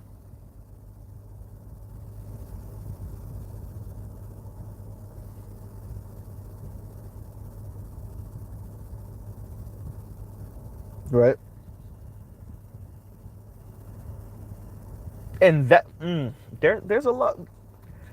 I listened to that stream last night. Like I said, I consulted with other brothers in this space. I will not say their names, right? A couple of other brothers in this space. And I let them know that I was going to speak about this because it was grating on me, you know? And I woke up this morning really thinking, do I really want to pull Mr. Jason's coattails a little bit and be like, brother, you're sure that's what, you're sure that's where you want to go with this? I have a way smaller channel. I do not have nearly the amount of influence. Don't have the knowledge and the worldview and any of that. Haven't been as well traveled as Jason. All of that. I concede all of that. I concede all of it. But is no one gonna be like, all right, you sounding like the old ornery, angry man now? You tiptoeing into that dude that you said that you didn't want to be, Jason. Yes, I've been listening to Jason that long. You're tiptoeing. It's just a little bit, just the old ornery nigga that you niggas. And the people that really are hardcore Jason stans and fans, they're never gonna say anything. They see that, they truly see that as motivational speak. Right?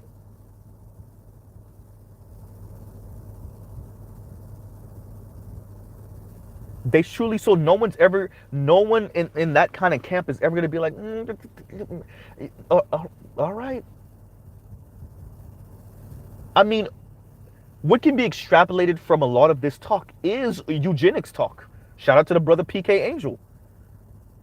What can be extrapolated from this? I mean, y'all hear Mr. Z say that all the time because I don't know if how many of us really understand how razor thin the line between this kind of talk and like advocating for particular people in your population not to be allowed to have children is. That line is razor thin.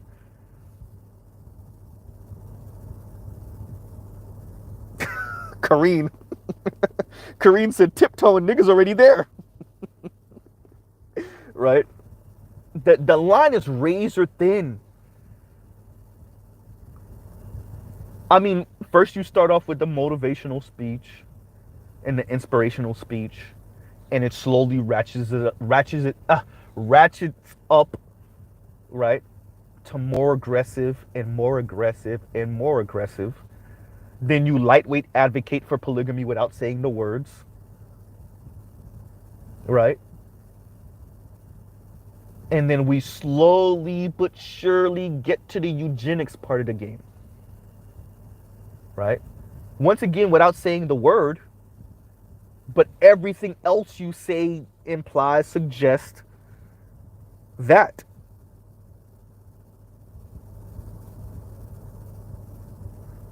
Right? Who and who isn't deserving of reproducing based off of this arbitrary metric created by some rich white elite men and then reinforced by other men of color across the globe, and not all other men of color, a small section of other men of color that agree with that metric. And then that metric continues to move. And it continues to move faster. It doesn't go from 5 to 10 to 15 to 20. No, it goes from 5 to 15 to 50 to 250 to 1,000,000.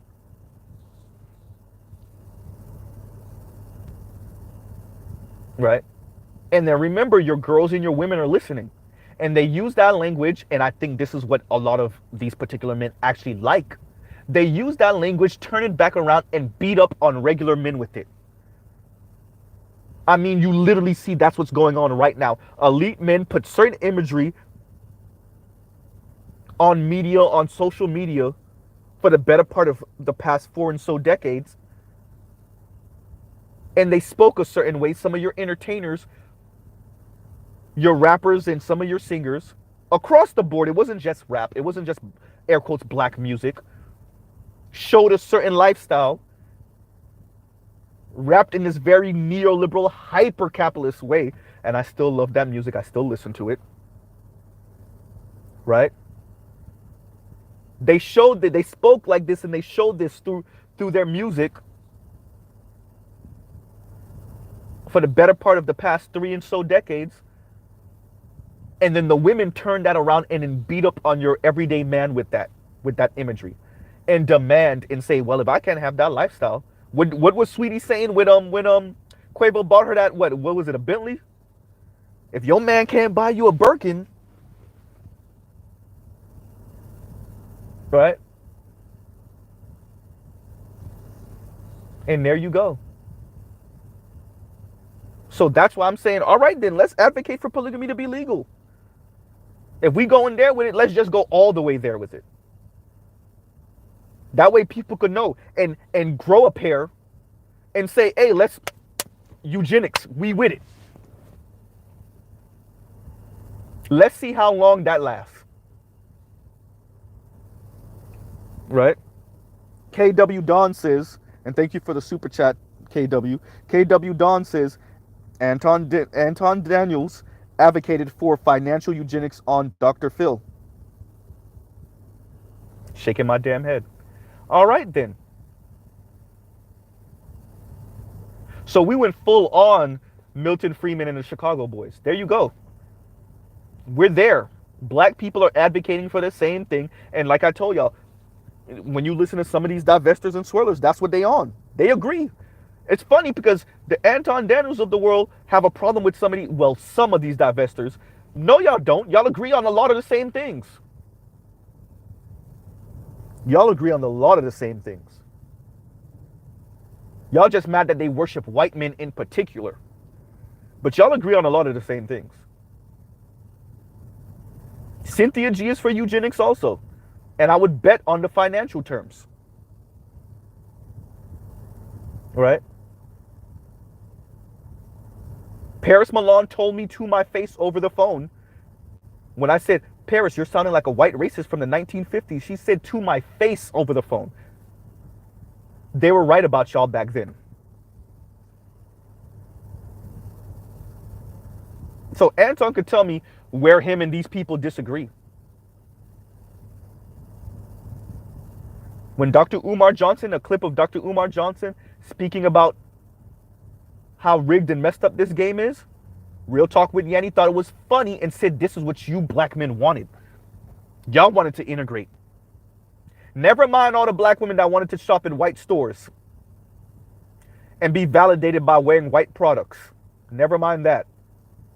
Never mind the great migration of black people moving out of the South, which hurt some of the black manufacturers and the black people that own stores and whatnot all through the South.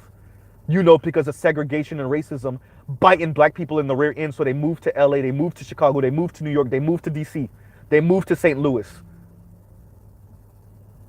Right? They moved to Detroit. Never mind all of that.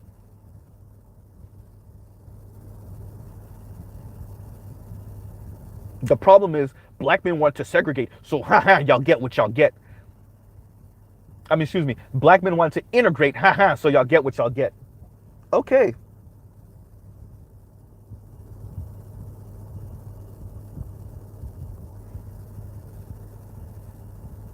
Right?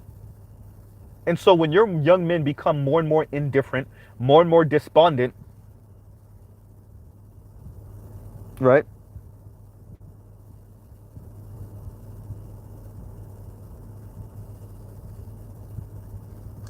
Here we go. Right?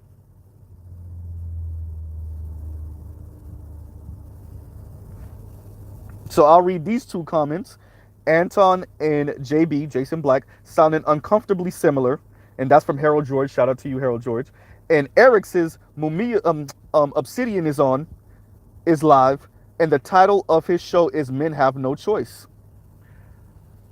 You know, whenever you put somebody's back to the wall and tell them they have no choice, it often turns out not how you expected it to turn out. Right? And as you can see with your young men across the developing world, putting their backs to the wall and tell them then they have no choice, they'll be like, fine, then you can have all of it. And not all of your young men are saying that. Once again, obviously, right? But a sizable portion, enough to affect your society's advancement. We'll put it that way. It may not be a majority. It may not even be a large enough minority, but it's still, well, it may not be a large minority, but it's still enough to affect your society advancement, affect the birth rate in your society, affect the marriage rate in your society, affect the happiness of even those men that do achieve and the women, because you can only have so many side chicks. This is why Mr. Z said polygamy should be legal. Right?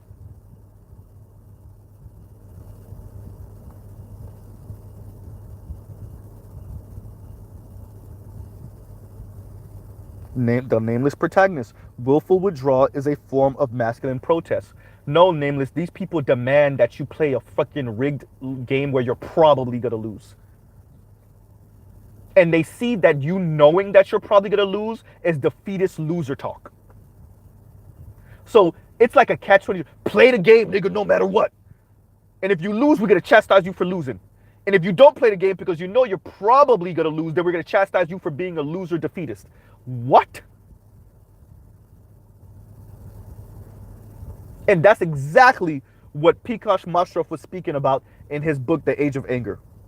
Exactly how I just described it. Obviously not, with the words, but pretty much.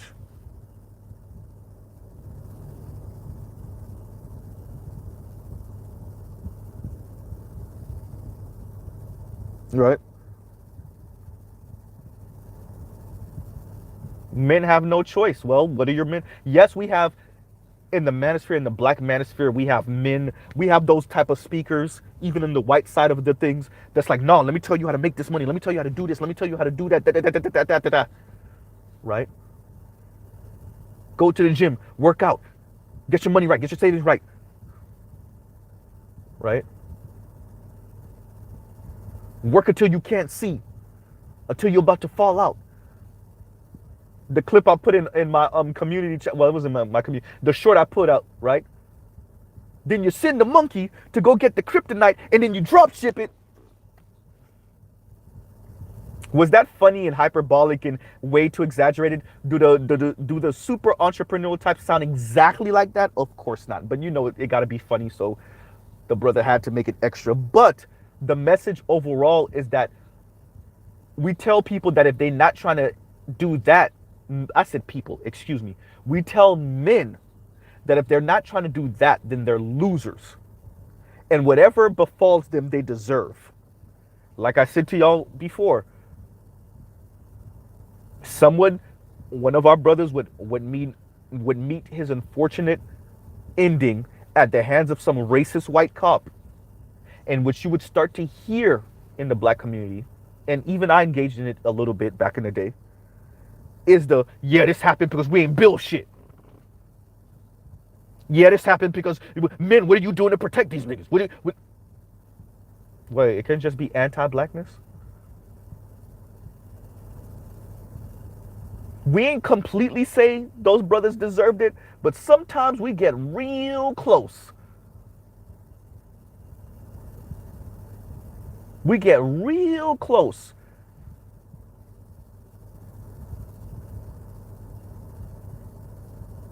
Woo! Mr. Donnie Mack, see, I pronounced it right this time, Donnie. Mr. Donnie Mack says, male production is falling behind female consumption. Unfortunately, female production won't make up for the difference. Oh, make up the difference either. Mr. Donnie Mack, hey, let them eat cake. Let the top 20% brothers and the top 20% men, they think they can overproduce to make up for all of it. Okay, overproduce, make up for all of it, and then marry all of those women. Fine. Right? Fine. Y'all set the rules and the standards. Other people, more and more young men are saying we ain't playing that game. Y'all think y'all can overproduce to make up for the, and it's not going to be all bottom 80% men that drop out and say I ain't doing it. So, but for sake of this conversation, the top 20% speak like this, especially the top 10 and 5%. The top 5 and plus percent, their idea of the world is just insane. Okay, fine. Y'all think y'all can overproduce? Fine. Overproduce for all of the single women. And then buy them up and turn them into your wife number 4, 5, 6, 7, 8, 9, 15, 20, whatever.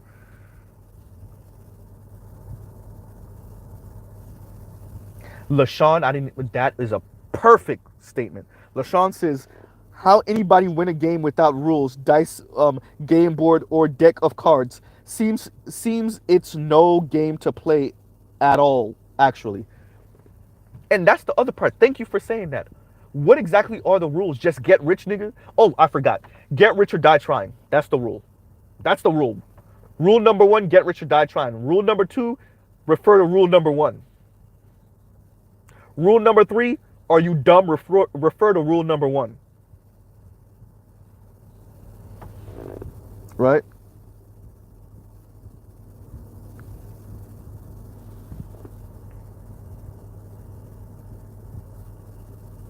And that's what we are. So, hey, if Mr. Z channel is going to turn into the naysayer channel or the, hey, y'all sure that's what you want? Are you sure that's what you want to say? Is that what Mr. Z's channel going to turn into? The, all right, brother, or all right, sister, I hear you, but are you sure that's what you want to say? Have you really thought about that? You have you planned that out? You sure? All right, then cool. Because like I'm paying attention to my channel, and more it's like Mr. Z the coattail puller, right? Mr. Z the person that taps you on your shoulder, the Mr. Z the one that's like, because people don't like to be touched. So Mr. Z, the person that's like, I don't know, brother. Okay, I don't know. While everybody's cheering you on and blowing smoke up your ass, whether you're a divester or a swirler, one of these black women in luxury or level up, or whether you're one of these brothers where if you're not an entrepreneur, you might as well jump off a building right now. Right? If you ain't trying to be rich or wealthy, nigga, why are you alive? Go get castrated. So, if is that what my channel is going to become? The Are You Sure Mr. Z? Mr. Z, the Are You Sure guy.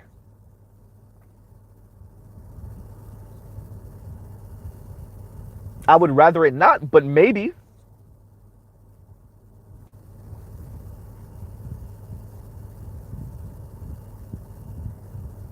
Mr. Z, come again. What was that? Mr. Z, how is this supposed to work exactly?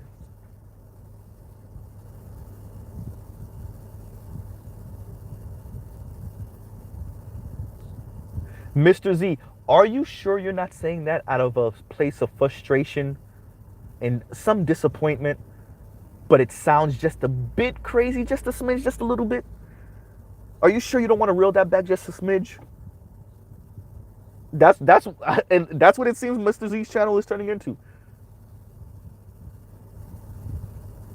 So I guess Mr. Z is the black woman social worker. Shout out to the brother Edward Anderson, and the naysayer, Mr. Z the naysayer.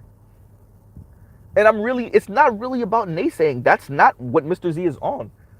People know, the people that know Mr. Z or that's been on the phone with Mr. Z know about my work ethic. They know half the time I'm going to work, coming from work, how many hours I put in a week on average, but it's oftentimes more than that.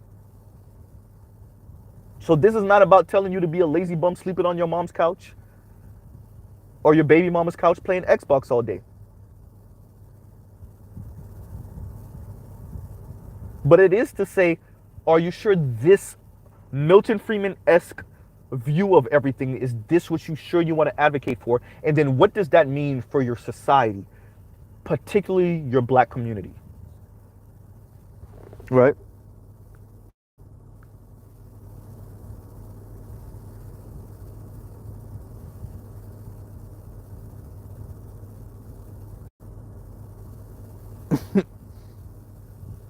And Eric says, Mr. Eric says, let these women live in their Wakanda world by themselves. No, no, Eric, let them live in the Wakanda world with the top 20% man. I'm pretty sure they're gonna find it fulfilling being side chick number 8, or being Wednesday, or being Thursday. Mr. Z, what you mean by Wednesday or Thursday? You the chick I'm with on Wednesday or Thursday for about 2 to 3 hours. Right?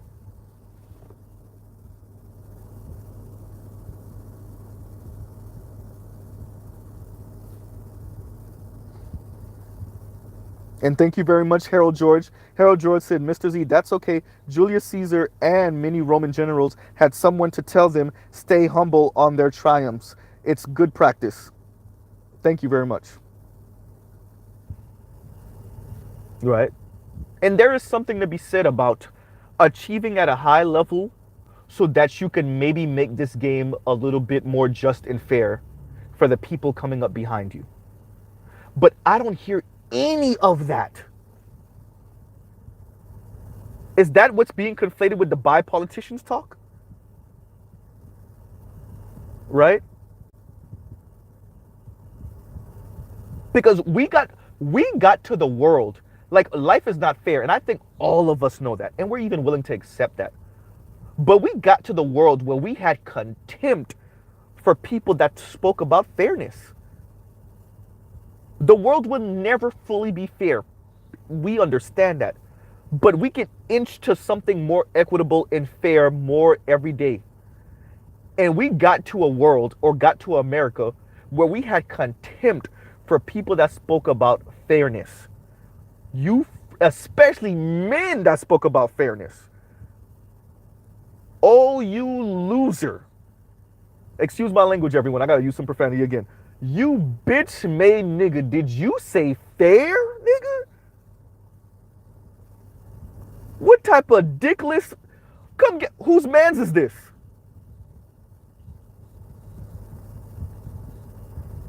Nigga, if you don't play this rigged ass game and try to win at it, or die trying, this bitch nigga, this bub is talking about fair and try to make things more equitable and fair. Are you fucking loser?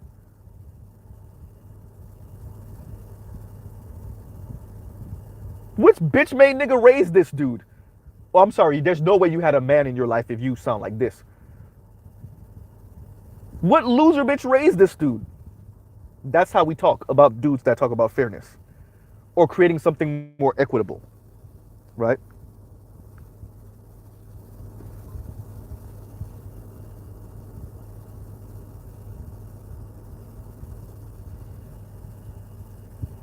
With all the abundance we have in this society, in this world, and how rigged it is,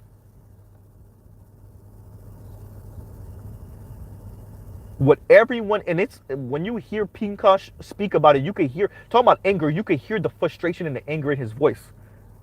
And this is a pretty well-off Indian author, well-traveled, and you can hear the frustration in his voice about him interviewing and speaking to people that just want to be in India and farm and just chill and live their life, have their 2, 3, 4 kids and their wife, and the society even in India saying, no nigga, are you crazy? Right? You're not gonna get that. I'm sorry. Those days of your grandfather are over, as Jason Black said himself.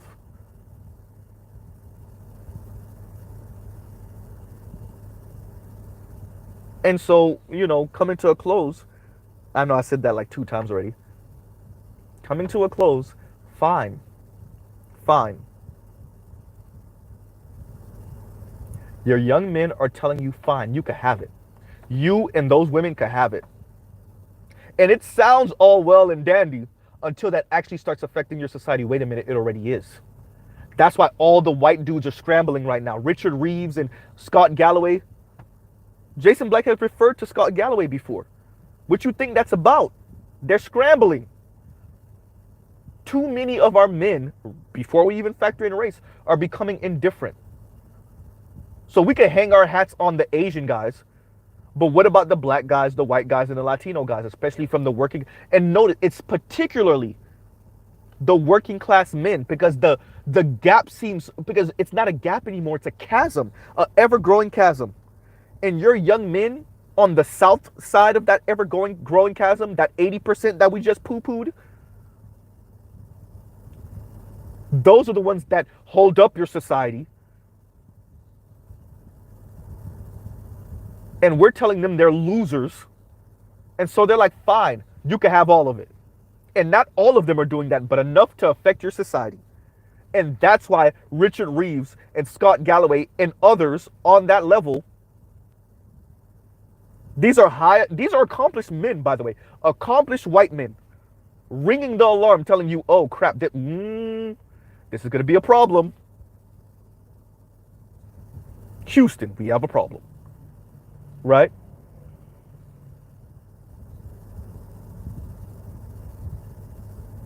And Richard Reeves is using the black community as an example of how bad this could get for the overall society.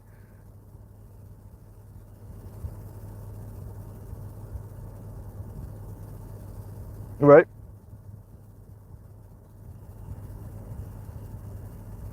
And so I'll truly pause right here. Right? I'm going to go check out Obsidian's video. You know, like I said, y'all check out other Black Manosphere content creators. Go check out their content, and go check out other non-Black Manosphere content, or non-Manosphere content in general. Yeah. You know, and like I said, I am still going to subscribe to Jason. I do think he has a place and he's important in this conversation.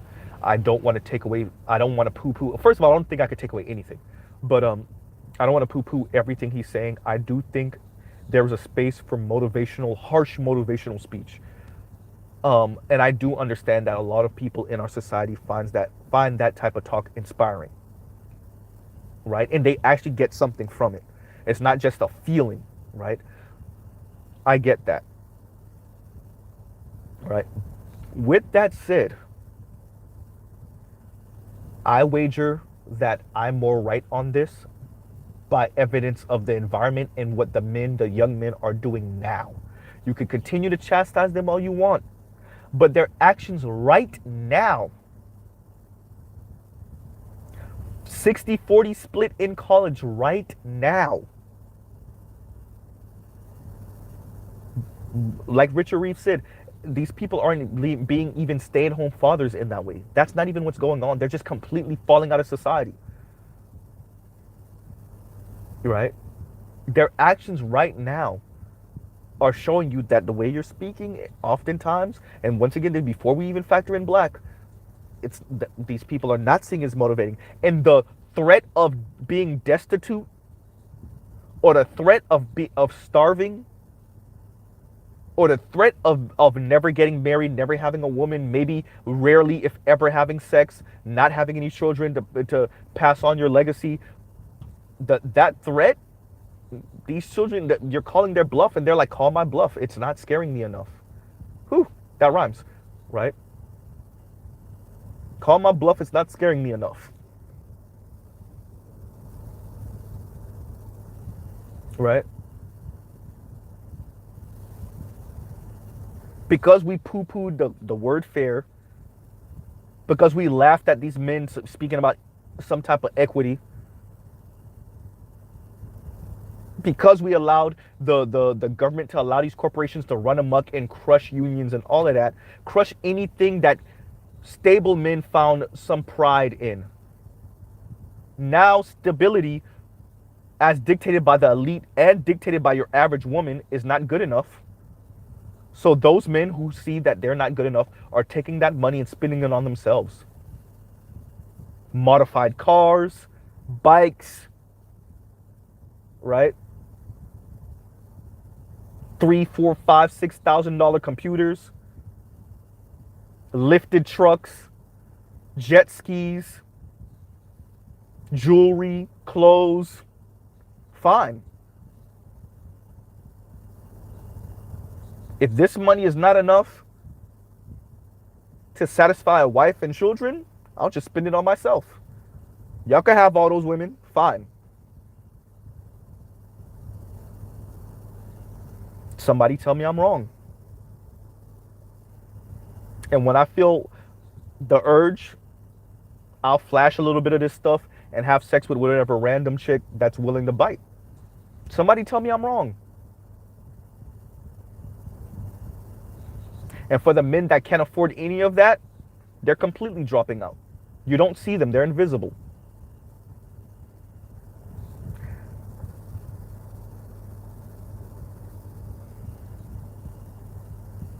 Fine then. You know? So once again, this is not a complete, like I said, I don't think I have the ability to really dismiss what Jason said completely. Although what I am doing is just tugging on his coattails just a little bit and be like, are you sure? And do you not see the parallel in what you're saying and maybe what some of the divestors are saying? And they're full-on neo-Nazis over there, right? And what some of the swirlers are saying, and what some of the white racists are saying. You don't see some of the parallels between what you're saying and what white rich racist elite are saying, and what they're advocating for, and how they excuse it, or excuse me, try to explain it away. You know? And I'll truly pause right there. Y'all have a good rest of y'all day. Love, peace, and chicken grease. Like I said, y'all go check out other Black Manosphere content and then other non-Manosphere content, right? So we're ending on a, not so much a somber note. Like I said, I want the young people to still try. Look, brothers, to a certain extent, Obsidian is right and Jason is right. Y'all, much of this is not a choice. Now, how high and how much you want to work for a wife and kids, that's, yeah, might leave you anyway. That's a different question, right? And I'll truly pause right there. Y'all have a good rest of y'all day. Mr. Z out.